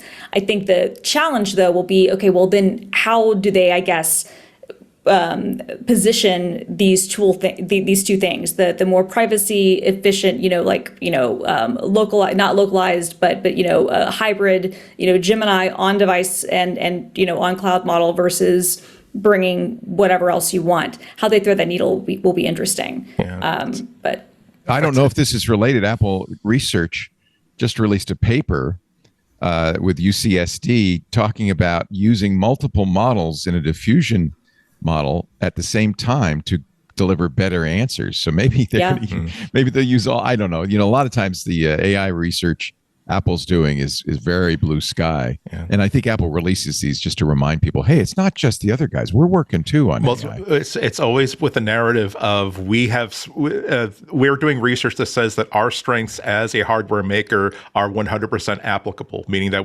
if you're telling the world that you need an amazing amount of network compute power to do this, we've got this new method for running these models that will actually run just fine on hardware or just on a smaller number of compute capability. But isn't it ironic? It really does show you the difference between Apple's position regarding position in the world regarding artificial intelligence, the opportunities presented by AI, and also how fast AI is moving, that this is still a platform where it's like if you want to use a different chat app, you can't. For SMS messaging, you can't. There's only one.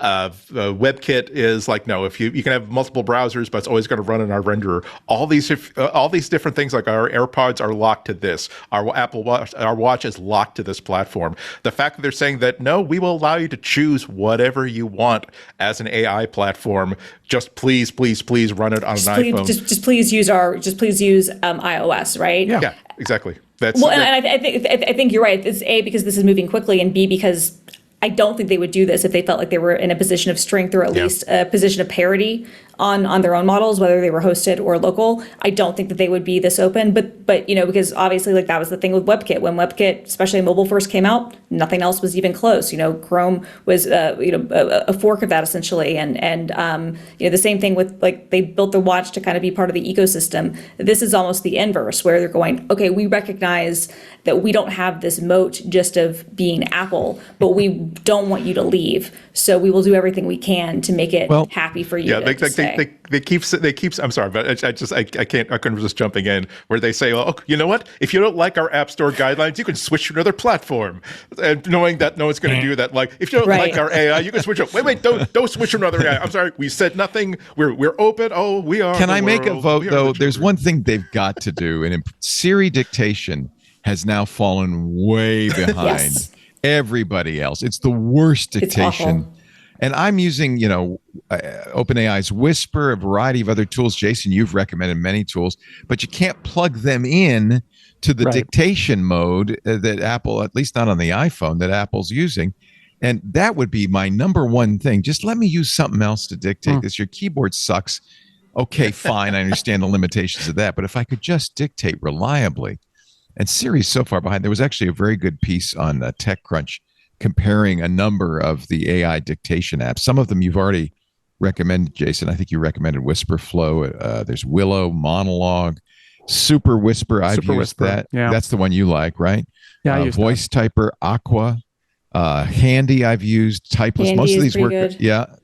So look at all of these. They're all better than Siri. Well, every one of them. Well, first off, Siri is not dictation. They're different. Who does the dictation? Dictation is just dictation. There's a dictation engine that Apple is using. Terrible. But what these tools do is they are using not just a text-to-speech engine, but they are often then adding an LLM layer where they are kind of like smoothing everything out. Much better.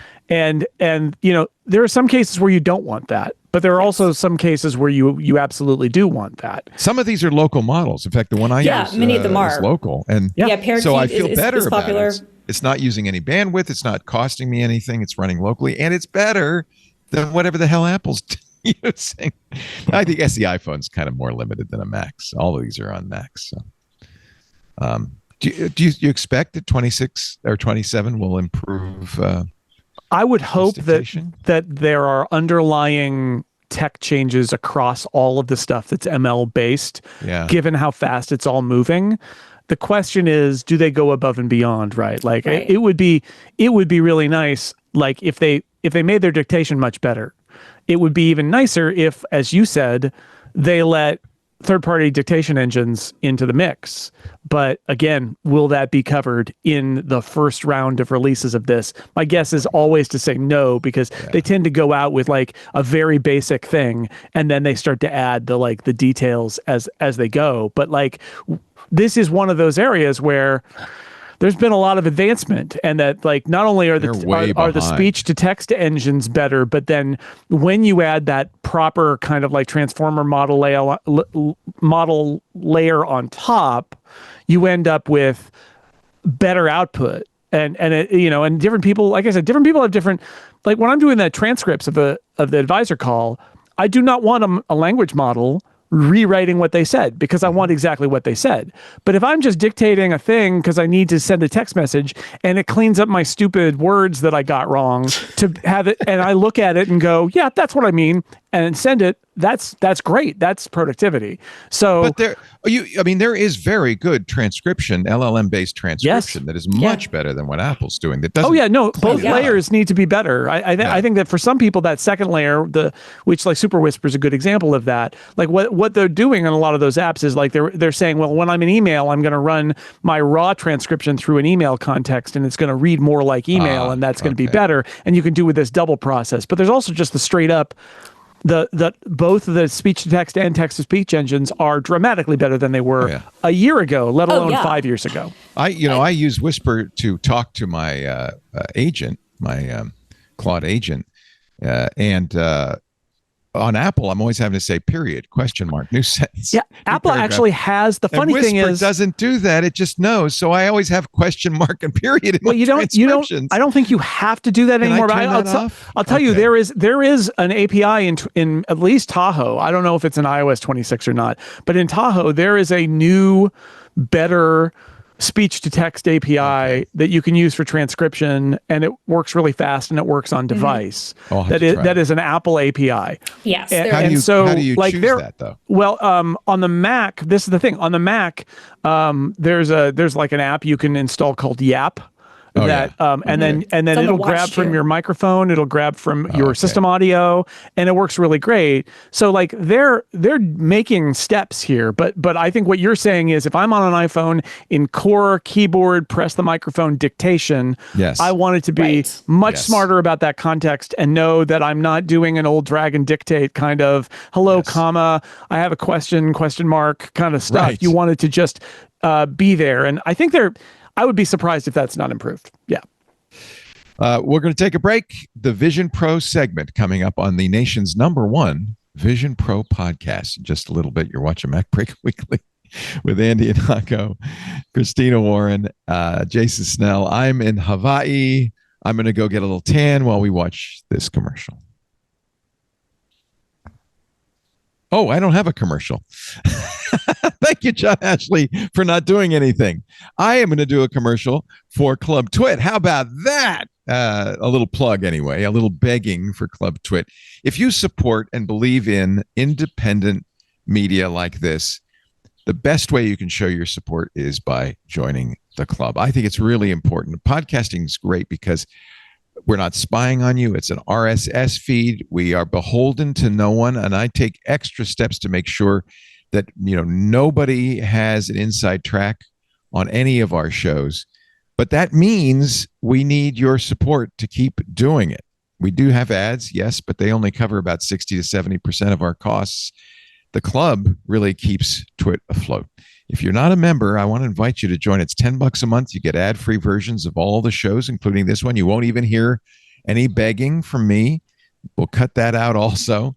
You also get access to the Club Twit Discord, which is really great. It turns out if you have a social network where people pay to join, the quality of conversation goes up by 100-fold. Great people, great conversations, not just about the shows that are going on, but about everything that geeks are interested in. That's the Discord. You also get access to special programming we don't put anywhere else, like, as I mentioned, our keynote coverage for the WWDC keynote coming up next month, also coming up soon, actually, Google I/O. We do special programming. Stacy's Book Club is coming up this next week. Micah's Crafting Corner, Home Theater Geeks, This Week in Space. I can go on and on. We do a lot of extra programming for our club members because they support it. We'd like your support. Twit.tv/Club Twit. If you're not a member, we'd love to have you. All right, on we go with the Vision Pro. What do you see? What do you know? It's time to talk the Vision Pro. Little hula. There isn't much to say, actually. No. But I have to do it anyway. Otherwise, how are we going to keep our status as the #1 Vision Pro podcast? We got to keep our liquor license. Vision Pro has been used for hundreds of cataract surgeries. This is Marco Zivkovic writing at Apple Insider. That's interesting. Surgeons are using it to I guess, augment their vision. as they're doing this is medical happening. procedures. I got an email from somebody who's using it for arthroscopic procedures as well.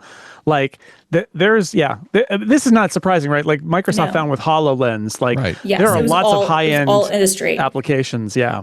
Epson was doing stuff, this was 12, 13 years ago, with, kind of their AR type of glasses where you could, because I remember looking at them at CES probably in 2014, maybe 2015, where you could look at someone's arm and you could be able to view the veins much more easily. And they were, aimed at nurses and things like that. So healthcare that was also a big place that things were adopted for HoloLens, some of the other, I think the Samsung stuff. So I'm not surprised at all to see that this is an area where there's getting some use. The first Vision Pro ophthalmological surgery was done by Eric Rosenberg of Sight MD. This was back in October of 2025.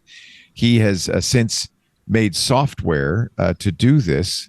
Co-authored something called Scope XR for extended reality, designed for ophthalmic surgery, integration with 3D digital surgical microscopes via HDMI, USB, and wireless NDI. So they get a stereoscopic feed from a surgical microscope. Diagnostic data is also shown in the Vision Pro. And it can also be fed to remote professionals for consults, cool. for mentoring, for students, which is pretty cool. So they wear the Vision Pro. They are able to do the surgery using an ophthalmic microscope, 3D microscope. Wow. That's very, very cool. So that's one good use. It's almost like this wasn't really a consumer product. Interesting. Yeah, I mean, back when it was a rumor, like the table stakes for those kind of headsets are always any industry that can afford to write their own software for it and basically customize the hell out of it for a specific use case. They're going to be buying it as long as it's good hardware. The challenge was always going to be as a general interest, general use device for people who Correct. do not bill at $8,000 an hour for architectural services or whatever. That was always going to be the challenge. Let's talk about the rumor that Mac Rumors wrote about last week. Oh, Julie yeah. Clover, the headline, Apple has given up on the Vision Pro after M5 refresh flop. Mac Rumors has learned. Let's start with the headline because the story does not back up the headline. So maybe we shouldn't blame Julie Clover because she probably didn't write that. Yeah, headline. I mean the story's a little bit hypey, but like the headline is definitive in a way the story is not. And then hours after that story broke, Mark Gurman went on Twitter and basically said, no, I reported about this a year ago. There's nothing new here. And John Gruber and other people, and I've heard through the grapevine too, like it's not true. What Gurman reported a year ago is they used to have a group that did Vision Pro because it was a new product. And now the people who do the Vision OS software are part of the software group. And the people who do the Vision OS hardware are now absorbed into the hardware group. What they did is say, we're not actively developing another big, heavy headset because they're worried in the short term about more things like the Meta glasses and doing a response to those lighter weight things. But that's not the same as saying the whole thing is dead. It's more like the M5 is like, do we expect that in a year or two they'll be able to come out with an $800 headset? I mean, it's not going to happen, right? So they're working on some other stuff. I think what Dan Morin said on Six Colors that I thought was good is if we get to the 27 OS release and Vision OS 27 is kind of like tumbleweeds, that's a bad sign, right? That's a really bad sign. But I don't get the sense like they're investing. Our friend Alex is gone to Apple, right? Like they are investing in content. They're investing in the OS. They're investing in it as a platform in a lot of ways. But they also, I think, are aware that they aren't going to sell any of these. And the framing of that headline is being M5 refresh flop. Like, did literally anyone think that the M5 version of the Vision Pro was going to, at $3,500, was going to stoke up more sales? Like they did that for inventory reasons because they were running out of M2s and they needed to switch it to an M5. But like nobody expected it to be anything, so that somebody would like say, let's do an M5, and if that doesn't sell like hotcakes, it's out of here. It's like, that's just a ridiculous narrative. Like, we all are well aware at this point of the limitations of the Vision Pro, and it's not the processor. It's not the processor. It's not the processor, not even on the list, right? And like, I enjoy the Vision Pro, and I think it's impressive in a lot of ways, but like, I would never advocate for them to consider it like a product that is important right now. I think at this point they've shipped it, so they should keep it around and think about the future and think about where all that technology might be applicable in a product that would reach a large number of people. But I don't think even its biggest fan would say that product is going to exist in the next 5 years. Yeah. So to that point, as John Gruber points out during Fireball, it was just, last week, we even mentioned this last week, that John Turnus and Greg Joswiak talked to Tom's Guide and talked about the future of spatial computing.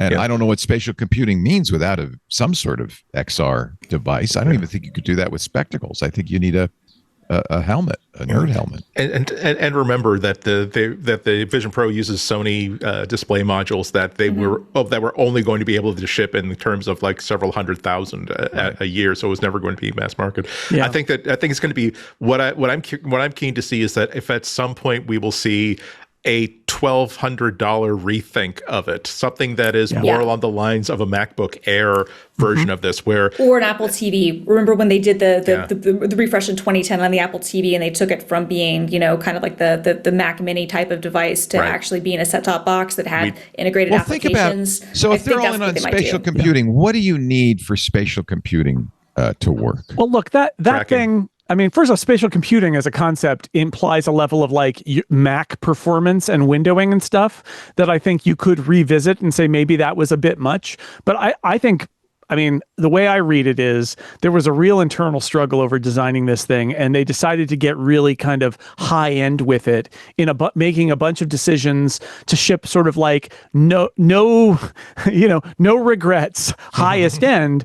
And I remember when the rumor was that it was going to be 3,000, I was blown away because I assumed it would be 2,000 at most, and 3,000 was too low. And so John Turnus was involved in a lot of this, and I would imagine that there will be a time when they say, okay, we're close enough now that we could probably do a product that also close enough in terms of the content, because the content's very slowly coming. But if you imagine maybe 3 years out, 4 years out, if they could get $1,000 one of these, and suddenly they have the infrastructure to do sports and theater, and they've got a bunch of movies, and they've got a bunch of other content, and some apps have been developed, and like they have a better sense, that starts to sound like maybe it's an interesting product. So maybe they will get there eventually, and I think that would be really encouraging. I just think, unlike every other Apple product, they have to think long term, and as this is a direction that they're going in, and that this is all just for exploration, because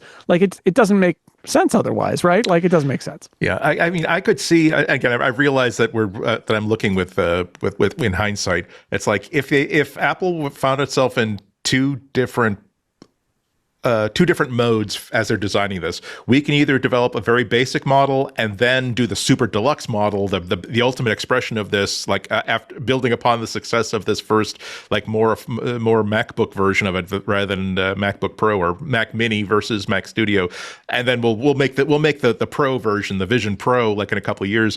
That would be predicated upon the idea of this first version being a big enough success to merit that kind of development. Versus, let's go out guns blazing. Let's basically make the best version of this we possibly can, because the people who are going to be buying this we're not going to get the people who are buying MetaQuest sets. We're going to get people who want like the finest thing, and then later on, based on the success of the Vision Pro, we will make a more affordable version of it. I could see Apple making that second decision, but either way, you can feel all of the arguments that went on on the development team about how to do it. The fundamental question of, again, who are we selling this to and what are our expectations of it? It was, you could see the claw marks on the side of it for all the fights that probably went behind the scenes.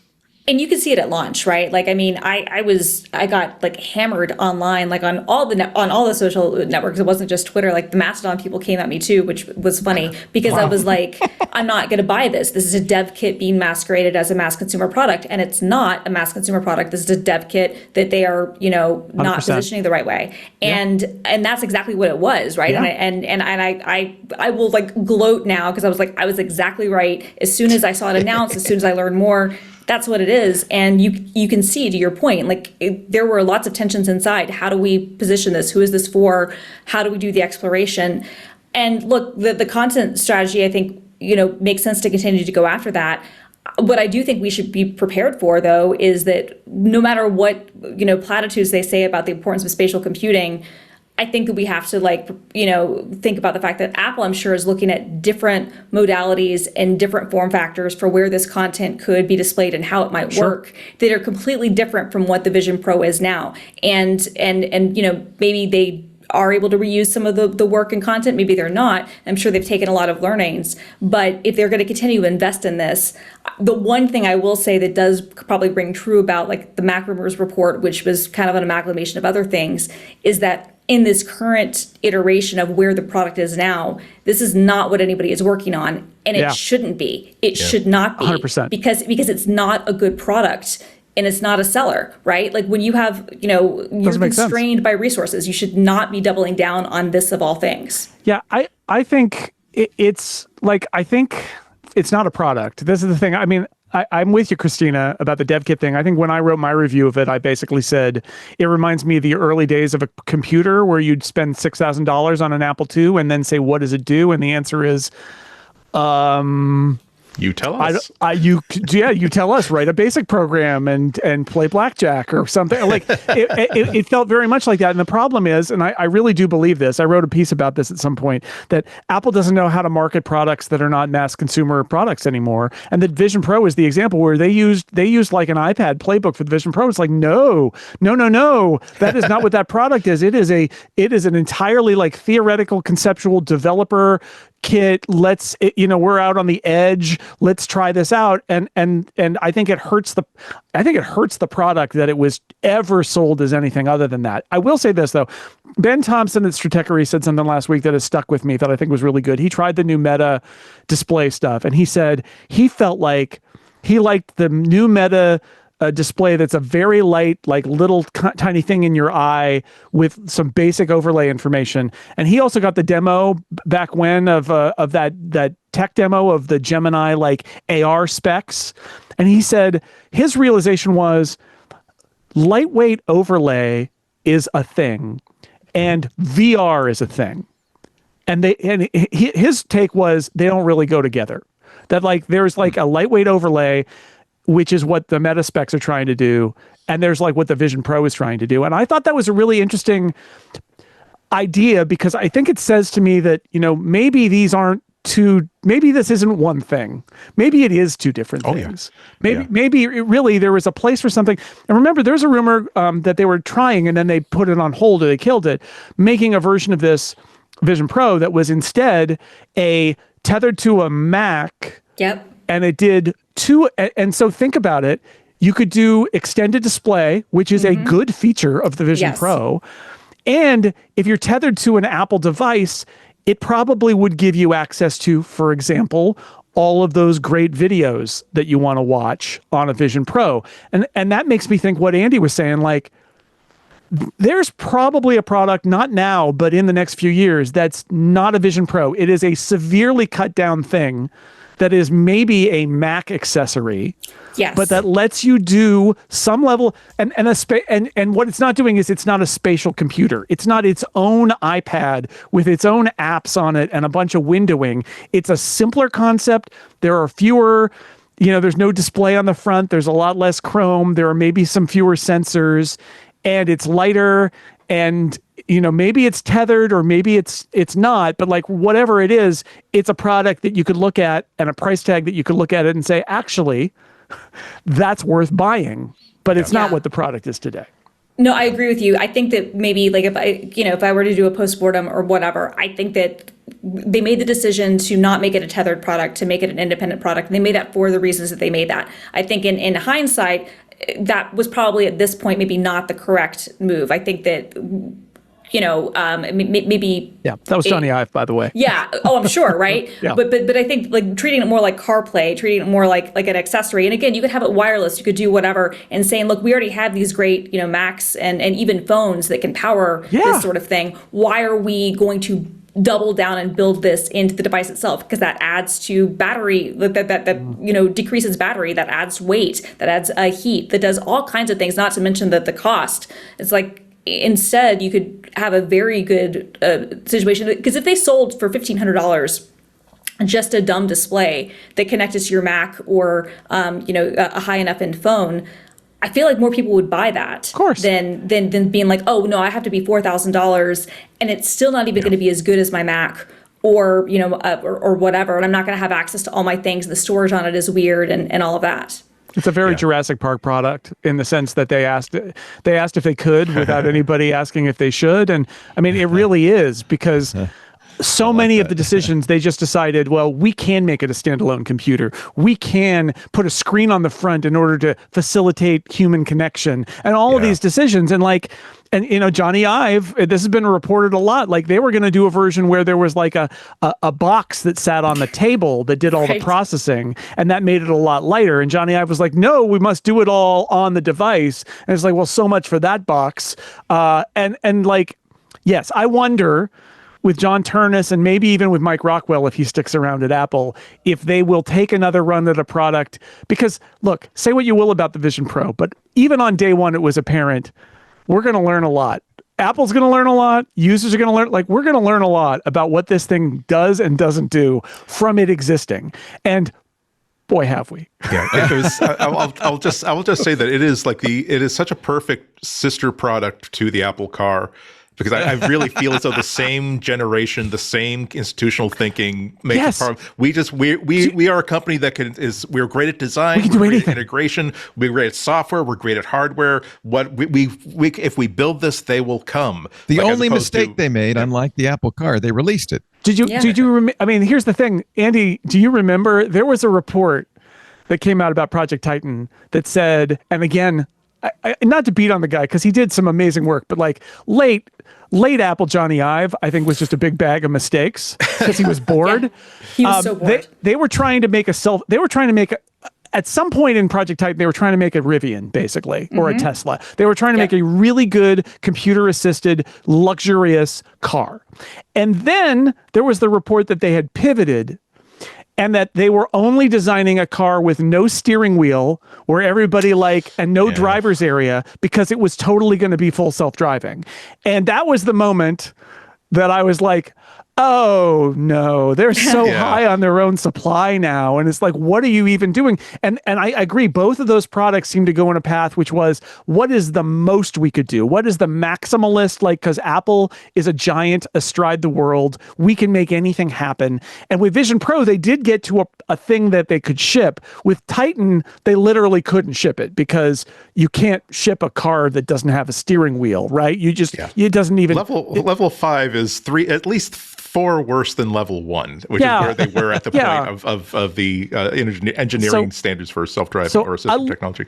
I love the optimism and the forthrightness. Like, let's not have any limits. Let's imagine what this product could be. But at some point, part of the product discipline is putting the limits there. And I do think that in his last years at Apple, Johnny was surrounded by luxury goods, felt that they could do anything, and made a bunch of product decisions that you look back on and you're like, why would anybody pay for that? But that was, so I wish OpenAI all the best is what I'm saying. I gotta say that I like Christina's comment that you could just tell how bored he was, which is not the same as having not wanting to put an effort. It's like, I'm bored with the stuff that is sensible for this company. I want to design things that Apple really should not be making. On the edge. I want to be on the edge. And I'm so important to this, whether he was aware or not. I'm so important to this company that if I suggest, let's at least put together together an exploratory group on a satellite. Like, who's going to say no? Who's going to tell no? Sir Johnny Ive no, right? Well, that's the problem, right? I mean, and ultimately, I think this is why he was pushed out and whatnot. It took it to get to that point, but this is why he and Steve Jobs did work so well together, because Steve Jobs was able to be an editor, right? But when you're bored, when you don't have an editor, when you don't have anybody really directing you and you can do whatever you want, it can lead to really ridiculous, ultimately not great products, even if they're beautiful designs, even if they're interesting experiments. And I'm not taking anything away from like the brilliance of Johnny Ive, who's probably the greatest living industrial designer we have. But yeah, you could just tell the guy really wanted to design futuristic things and was tired of making, like actually like MacBooks that actually made sense. Yeah, he's the kind of person who looks at the steering wheel and the dashboard and is like, it's been done. Can we do something different? And it's like, okay, but the gas like, pedal on the look at all the clutter on this dashboard. Yeah, What again, we just have just one big sign that says "brace for impact." Actually, and to his credit, the Ferrari has a lot of switches that he designed. But Steve was his great editor. That's why they were just like Woz and Jobs were a great combination. Steve Jobs and Johnny Ive were a great combination because they pushed each other and they could say no to each other. And then when Steve died, they needed to keep Johnny around to keep some credibility. They felt they really needed to keep him around. But yeah, I think he was burned out, and I think he wanted new challenges and was interested in new stuff that was not necessarily practical. And, I do think the Vision Pro is a product from that era. And that's why I hope after technology advances and after they've spent some time updating Vision OS and creating new, spatial video and coming up with lots of other ideas and learning what works and what doesn't work on this platform, I hope they do eventually get another crack at it, because I think there's probably a pretty great product that's an actual product that people would buy there. But it's not there now, and I actually don't blame them for taking some time off to let that cook while they do something like make some sunglasses that are AirPods. Like, I'm okay with it. I'm okay with it. And that's your Vision Pro segment for the week. This is why we were so good at this. We're done talking the Vision Pro. Give me a slice of bologna, and I can make a sandwich. We can solve it. Anything. That's right. But it's good bologna. Put us in, As coach. Stephen King said, I make bologna, but it's good bologna. Just a word of warning. You might have seen Notepad++ for the Mac. This is a very popular PC program by a guy named Don Ho, no relation. The Notepad++ for the Mac is not by Don Ho or anybody even Don Ho knows, but by a Russian fella, Andrei Letov, who is kind of stealing the name, shall we say. It is not, and Don Ho is very clear about this, in any form or fashion related to the original, and you can ignore the app, and I'm glad we never recommended it as a pick of the week. Notepad++ is awesome on Windows. It's a much needed app on Windows. It's a great app on Windows, but it was interesting when I saw it kind of get linked around. Like, I even made a point to try to point out, I was like, hey, it's cool that someone did this, but this is not officially related in any way. You should know that. And frankly, if you're a Mac user, you should just use BBEdit. And that is going to be my standard advice, right? Because Notepad++ is a fantastic open source project. It's under the GPL. The developer is really responsive and it's fantastic. But just because it was ported over, it still had all the same menu things. And it's also native. purely vibe coded. It wasn't ported in any sense. Vibe ported. It was. The guy has announced he is going to change the name to Nextpad++. So again, just use BBEdit. The free version is great. The paid version is great. Yep. There's a new version of BBEdit coming out in the next couple of weeks, and and for those who don't know, they used to do Text Wrangler. They don't do that anymore because the base version of BBEdit, 90% of the features are available for free. So you should just get it. BBEdit should be on every Mac. Yeah, it should. Literally, it is one of the first applications I download every single day. Unless you use Emacs, in which case you don't need it. But if you're a sane person, BBEdit has Emacs key bindings. You can use Emacs. Exactly. It does. And even if you and it doesn't even assume that you want Emacs. If you want Vi, that's fine. If you want VI, it'll help. It's there. Yeah.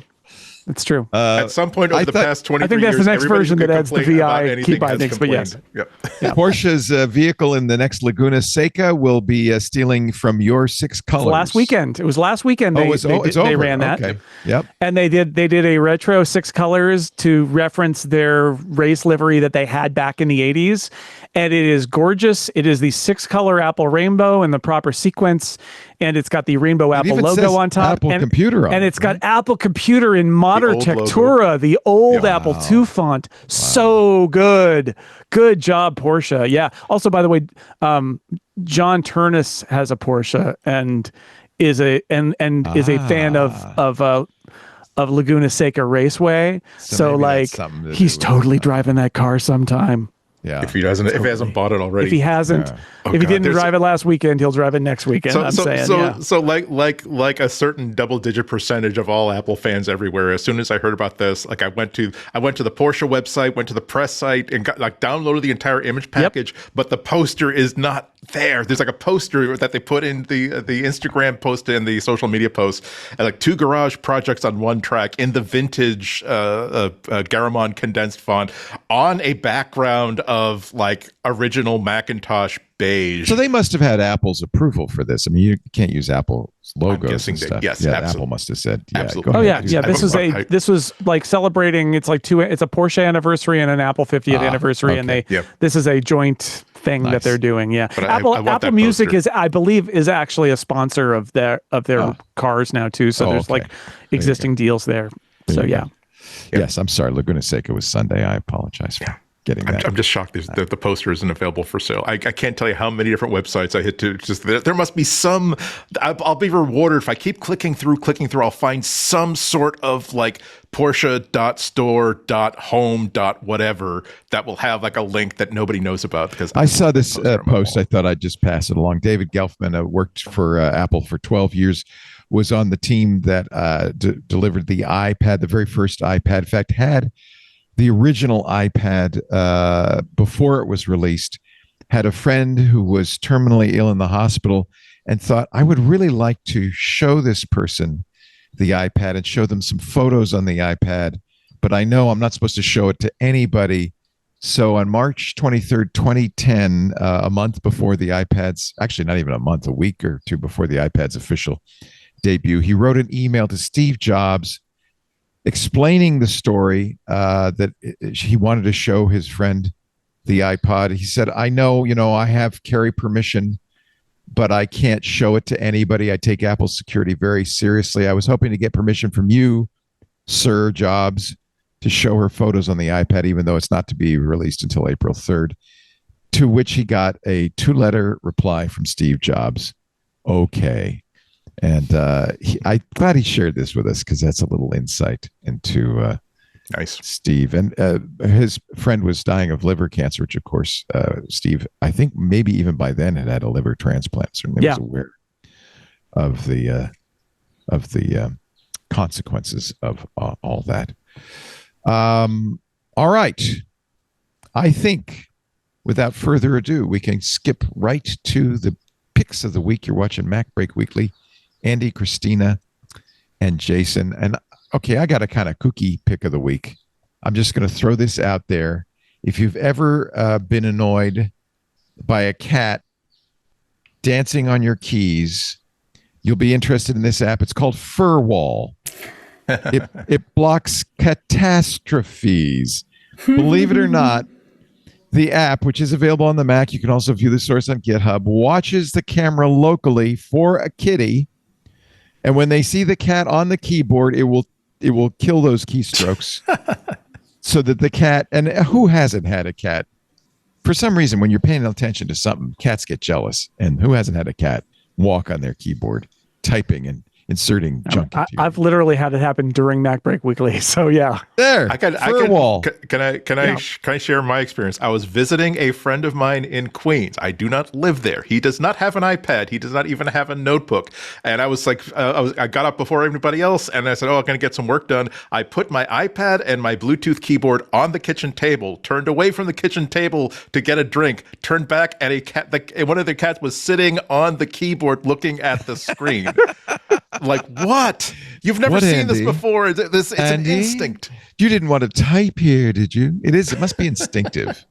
What is it that's so weird? I am Christina, your drawn pick of to the this. week. Yeah, so this app has actually been around for a while, but I need to coordinate with people in different time zones from time to time, and it can be frustrating to do that. And I've even built tools before, and then I remembered that this app exists, and I was like, why did I do this? I should just have used Clocker. It is a free menu bar world clock where you basically, if you want to use it to display your calendar, you can. I don't use it for that because I use Fantastical and that just works better for me. But you can basically just set like whatever time zones you need to see, and in your menu bar you can just either invoke a shortcut or pull it down, see what time it is around the world. But what I really like about it is that you can basically scrub forward to see, okay, if I need to see what time is 7 a.m. in Paris for me in on the West Coast, and I'll be like, oh, okay, it's midnight, or it might be 11 p.m. depending on the trade-off. It would be 11 p.m. I guess. And so anyway, you can do that. It's just a really simple app. It's updated regularly. It's completely free. Big fan. I can tell you how old this is because in his calendar announcements in the screenshot it says pre-order the new iPhone SE. So you get some sense this might have been around for a while. What a good idea, though. Very simple, just in the menu. I like menu bar utilities. The problem is there's limited space in the menu There bar. is, but what I like about this is you can designate it to just like look like a clock or one or two time zones, but then you nice. can click on it and then see all the different time zones perfect. that you need. So it's just another clock, and then Yeah. it doesn't take up any extra space. Andy, your pick of the week. My pick of the week is an Android app, believe it or not, but it is absolutely Apple related. A lot of people have they might have AirPods and they might also have an Android phone, and they were happy, sad to realize that yes, they will work as Bluetooth headphones, earbuds, but a lot of the features just are Apple specific and will not work. LibrePods, LIBREPODS, has been around for a while and restores a bunch of those functions to using them on Android devices. However, I could use this on my Linux machine. Yes. yes, exactly. Great. So it's a couple of different things recently happened to make this app even better. There are two problems of getting compatibility with a bunch of features. One of them was that Android itself had a bug in its Bluetooth stack, and also, like all headphones, Apple did something kind of weird with how they implemented Bluetooth. And basically, because Google put out an update a couple months ago to fix that bug. Finally, the developers were able to finally address those problems. And now, number one, you don't need to have a rooted Android device in order to run it. You can basically run it on most regular phones. And secondly, you get features like accurate battery status. I'm reading off the list here. Immediate ear detection. So, like when you take the buds off or off. Conversational awareness is enabled. Listening mode. You don't have to actually control it from the buds. You can actually do it from the app or from a widget or from the quick settings panel. And like you said, it's compatible with Android, compatible with Linux, and I believe it is actually free.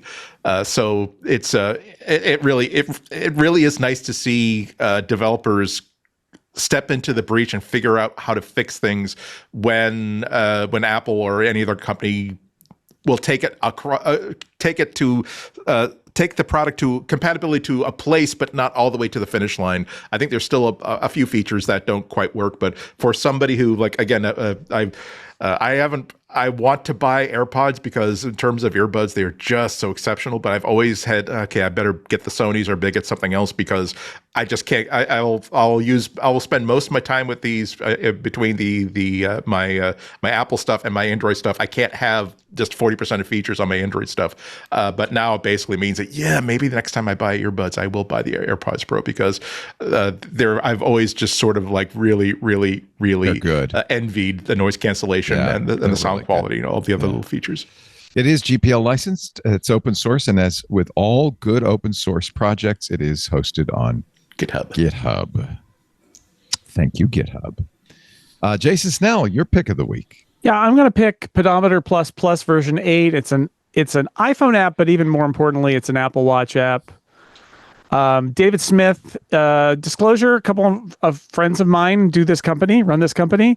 David Smith is the primary developer it is a labor of love he's the for one him. doing the maps on iOS too, isn't he? So On this that is watch. so this is what David has done. Is he is a hiker. He's like an extreme hiker. He goes like up into Scotland and just hikes all over the mountains in Scotland all the time. And so he built this new version. It's got a bunch of new features. The one that impresses me though is he wanted a map that looked good on his wrist. On his Apple Watch, even in a dark mode. And so he worked with a cartographer to generate good maps so that if you're going on a hike, you can set the hike and you can see where you are on the trail map and you can see it in either mode. And it's like, it is a person who cares because he uses this. And this is not his biggest app. Widget Smith is undoubtedly his biggest app. Yeah. That's but right. Pedometer Plus, he uses it. And they also, because he does these super ultra long hikes, they introduced a new mode in Pedometer Plus 8 where it gets vastly better battery life on the Apple Watch by reducing the amount of time that it measures your heart rate and stuff like that. It goes into like a super low power mode for all of that. So like it is, if you're a hiker or somebody who does a lot of walking, it is more than just a pedometer. That's what the pluses are for. So like great maps. I want this. This is great. Carefully, like not just taking stock maps, but like working with a cartographer to do good maps, good design, and even the simple stuff like the, your step count on the Apple Watch especially is gorgeous. So it's a huge update. It is, I think, clearly the best pedometer app out there on the iPhone and the Apple Watch, made with care by a very small team. It's David and a couple of people he's brought on board since then. I think he has a new designer on this app, so it looks really good. It's one of those indie apps where when it starts out, the programmer is the designer. It's like, well, that's okay. But eventually you get to the point where you get some other people involved. And so him working with a designer and a cartographer and doing all this stuff. And if you go to David's blog, he actually has a whole post about, how he is a hiker. And that is why he was working on this. Is he spent what he said 6 years trying to get better maps on his Apple Watch for these hikes, and he feels like he's done it. So just it's worth checking out. And I also just love, since I know David a little bit, he recommended some hikes when I went to Scotland last summer. Like he cares about this, like deep, like he uses his own product, and as a result, this product is so much better than it would otherwise be because it's made by people who use it and care about it and want it to be better. So Pedometer Plus. There's a free version, but there's also a paid version, the Pro version, and I would get the Pro version for the Expedition mode alone. Yeah, this looks fantastic. It's definitely made with great care. If you're, and I think MacBreak Weekly users are like this. You're not just an Apple platforms user. You're somebody who likes and appreciates when somebody sweats the details. It's funny the app that sweats the yesterday details. Lisa was saying, because we went all over the place, we saw waterfalls and stuff. She said, I wonder how many steps we took. And it's not the easiest thing on an iPhone to figure out how many steps you took. I need this totally. I'm going to download it and use it today. That's really good. Yeah. Pedometer Plus, 13 years in the making. Yeah, version 8. Like this is David Smith stands behind his apps. Nice. Like very nice. So sometimes he launches apps and they don't go and then they disappear. But like the ones that click, and this one is like obviously near and dear to heart. Well, I subscribe to Widget Smith too, so I'll add that to my list. Thank you, Jason Snell. You'll find Jason at sixcolors.com. All his podcasts at sixcolors.com/Jason. And of course, you talked a lot about the Apple results on Upgrade and any other podcasts that you want I updated that sixcolors.com/Jason page just for you, Leo, because I know you say it every week. So it's got a new picture of me, and I reordered the podcast. I put MacBreak Weekly or higher up because I want you to feel good when you go to that page. I wasn't paying attention to that. I didn't. I'm not that kind of guy. You weren't asking, but I had that moment. Well, when I last revised this page, it was just when I started on the site or on this podcast. That is and so I put it. I snuck it in there, but it's rising in the It's rising in the charts. It's floating upward. Are you playing a game on this? You've got a button in front of you. What is this picture from? Oh, this is I was hosting a game show on stage in London. I love it. That's the Relay 10. So that's me as a game show host, basically, instead of what everybody knows me as, which is a game show contestant. There I am. Look, I can also be a game show host if I need to be. Both. Thank you, Mr. Snell. Always great to see you. Andy Ihnatko, Ihnatko. I have no idea how to spell Ihnatko, except I do because of that. mnemonic. You're in the club. Anything you want to say about your life? Next week, I might have something to say about my life. His life begins next week, ladies and gentlemen. So very exciting for you, Andy. And Christina Warren, who has to quickly go and get her gown on. Gown. Yes, for the big ChatGPT 5.5 launch party. So nice to see you, developer relations at the great GitHub. Film _girl on many, many platforms. She tried to change it, but she couldn't because... No, I did. And then I was just like, I just gave up. And you know what? At the Met Gala last night, Sabrina Carpenter, I thought had one of the best outfits. Oh, she I haven't seen it yet. It was custom Dior, and it was made out of film reels from the movie Sabrina. Oh my God. It was incredible. It was so good. And a friend of mine texted me. She was like, she's literally film girl. And I was like, you know what? She's stealing my bit and I don't even care. I'm not even mad. I'm just so happy. Nice. Like, because I was, the outfit was so good. Everything was so good about it. I was like, Very nice. I don't even care that this is usurping the username that I've had for, 2/3 of my life. Hey, give me some advice. Are you all excited about the new Christopher Nolan film, Odyssey? Yeah, the Odyssey. Yes. Which Yeah, launches in July on IMAX. It's 70 millimeter film versions. Filmed Looks mostly incredible. at sea in a Viking longboat. With our local movie theater in Petaluma has a sign out front that says IMAX now. I don't know. I guess they're going to put an IMAX. A lot of things mean IMAX now. Right. This is the problem. It says There's laser like IMAX. variants. So that's not obviously the 70 millimeter film. No. I have to go to the city Right. for that. But And all it those still will tickets be are sold out. incredible. I think Yeah. laser IMAX is good, isn't it? It is good. It's just not the same formatting. I 'Cause, like, understand. Yeah. Yeah. Oh, it's not even the big square screen. It's a No. I love that someone referred to it as the latest movie in the Bring Matt Damon Home saga. Yes. It's so true. He's made a lot This of those time movies. He has. He gets home though. This time he does get home. It's an epic, right? Yes. Well, and look, like Oppenheimer was such a big moment. It'll be interesting to It's see. Like, going to if- be the summer Yeah. movie, So- right? Yeah. Let me give you so my friend Todd Vaziri, who works at Industrial Light and Magic, Yeah. he did a post on his blog about, and this is literally like last month, about what IMAX means. So I'm just going to run through it here. IMAX means large format film cameras, but it can also mean large format film, but it can also mean a big digital camera, but it also means a very big theater screen, but it also can mean a regular size theater screen, but it can also mean a movie on a home streaming platform that has the exact same pixel dimensions, data rate, file format, and encoding specs, but it also means film projection, but it can also mean digital projection, but it also means a tall aspect ratio, but it can also mean a different tall aspect ratio, but it also can mean a mixture of aspect ratios, but it also means a movie that was shot with non-IMAX cameras Yep. that alternates between aspect ratios that can be played in big or regular theaters, but it can also mean a movie that was partially shot with IMAX cameras and 2K digital at 35 millimeter, but it can also mean a movie that was fully shot with IMAX cameras that has a consistent aspect ratio like the Odyssey. But today, IMAX most frequently means a movie shot on digital cameras and mastered in 2K, potentially up-res to 4K for certain shots, that sometimes has a taller aspect ratio seen in a regular size theater. So it's super clear, Todd says, what IMAX So in other means. words, pay no attention to that sign out front It's of a my movie brand that theater. means It's it should be a nothing. cut It's a above brand that means in terms of everything. quality. Yeah, but Leo, it does mean nothing. I find it funny because Disney just announced a new format, and it's Right. basically Yes. like Yeah, fake it's competitive. IMAX. Yeah. And, It is. and IMAX is like, harumph, I never. And it's like, look, do not like, you accuse did this someone to else of yourselves. watering your IMAX has brand become down. like Dolby. Completely. What are you doing? It is. Dolby is exactly Yeah. what it is, right? But Nolan is one of the few directors who actually will shoot for the format. So if He you have shot the it on opportunity- IMAX Yeah, this is cameras. the They first- had Yeah. So I if think, you have the ever. opportunity to see exactly for this particular IMAX format is the 70 first one. film would be the Yeah, way. but if you See, have it's the a opportunity proper to IMAX. do Also, it will be incredible. Because I did saw that for Oppenheimer in Yeah, in San Francisco at the Metreon and on the 70 millimeter film. Yep. And it really was. A quick tip: if mind-boggling. you are interested, Oppenheimer like sold out everywhere, and it's 70 millimeter. I think the Odyssey is screens. also the same. So There's no, you So can't. get basically, if you're even though it's interested, July. get your tickets book right it now. Yeah. Yeah.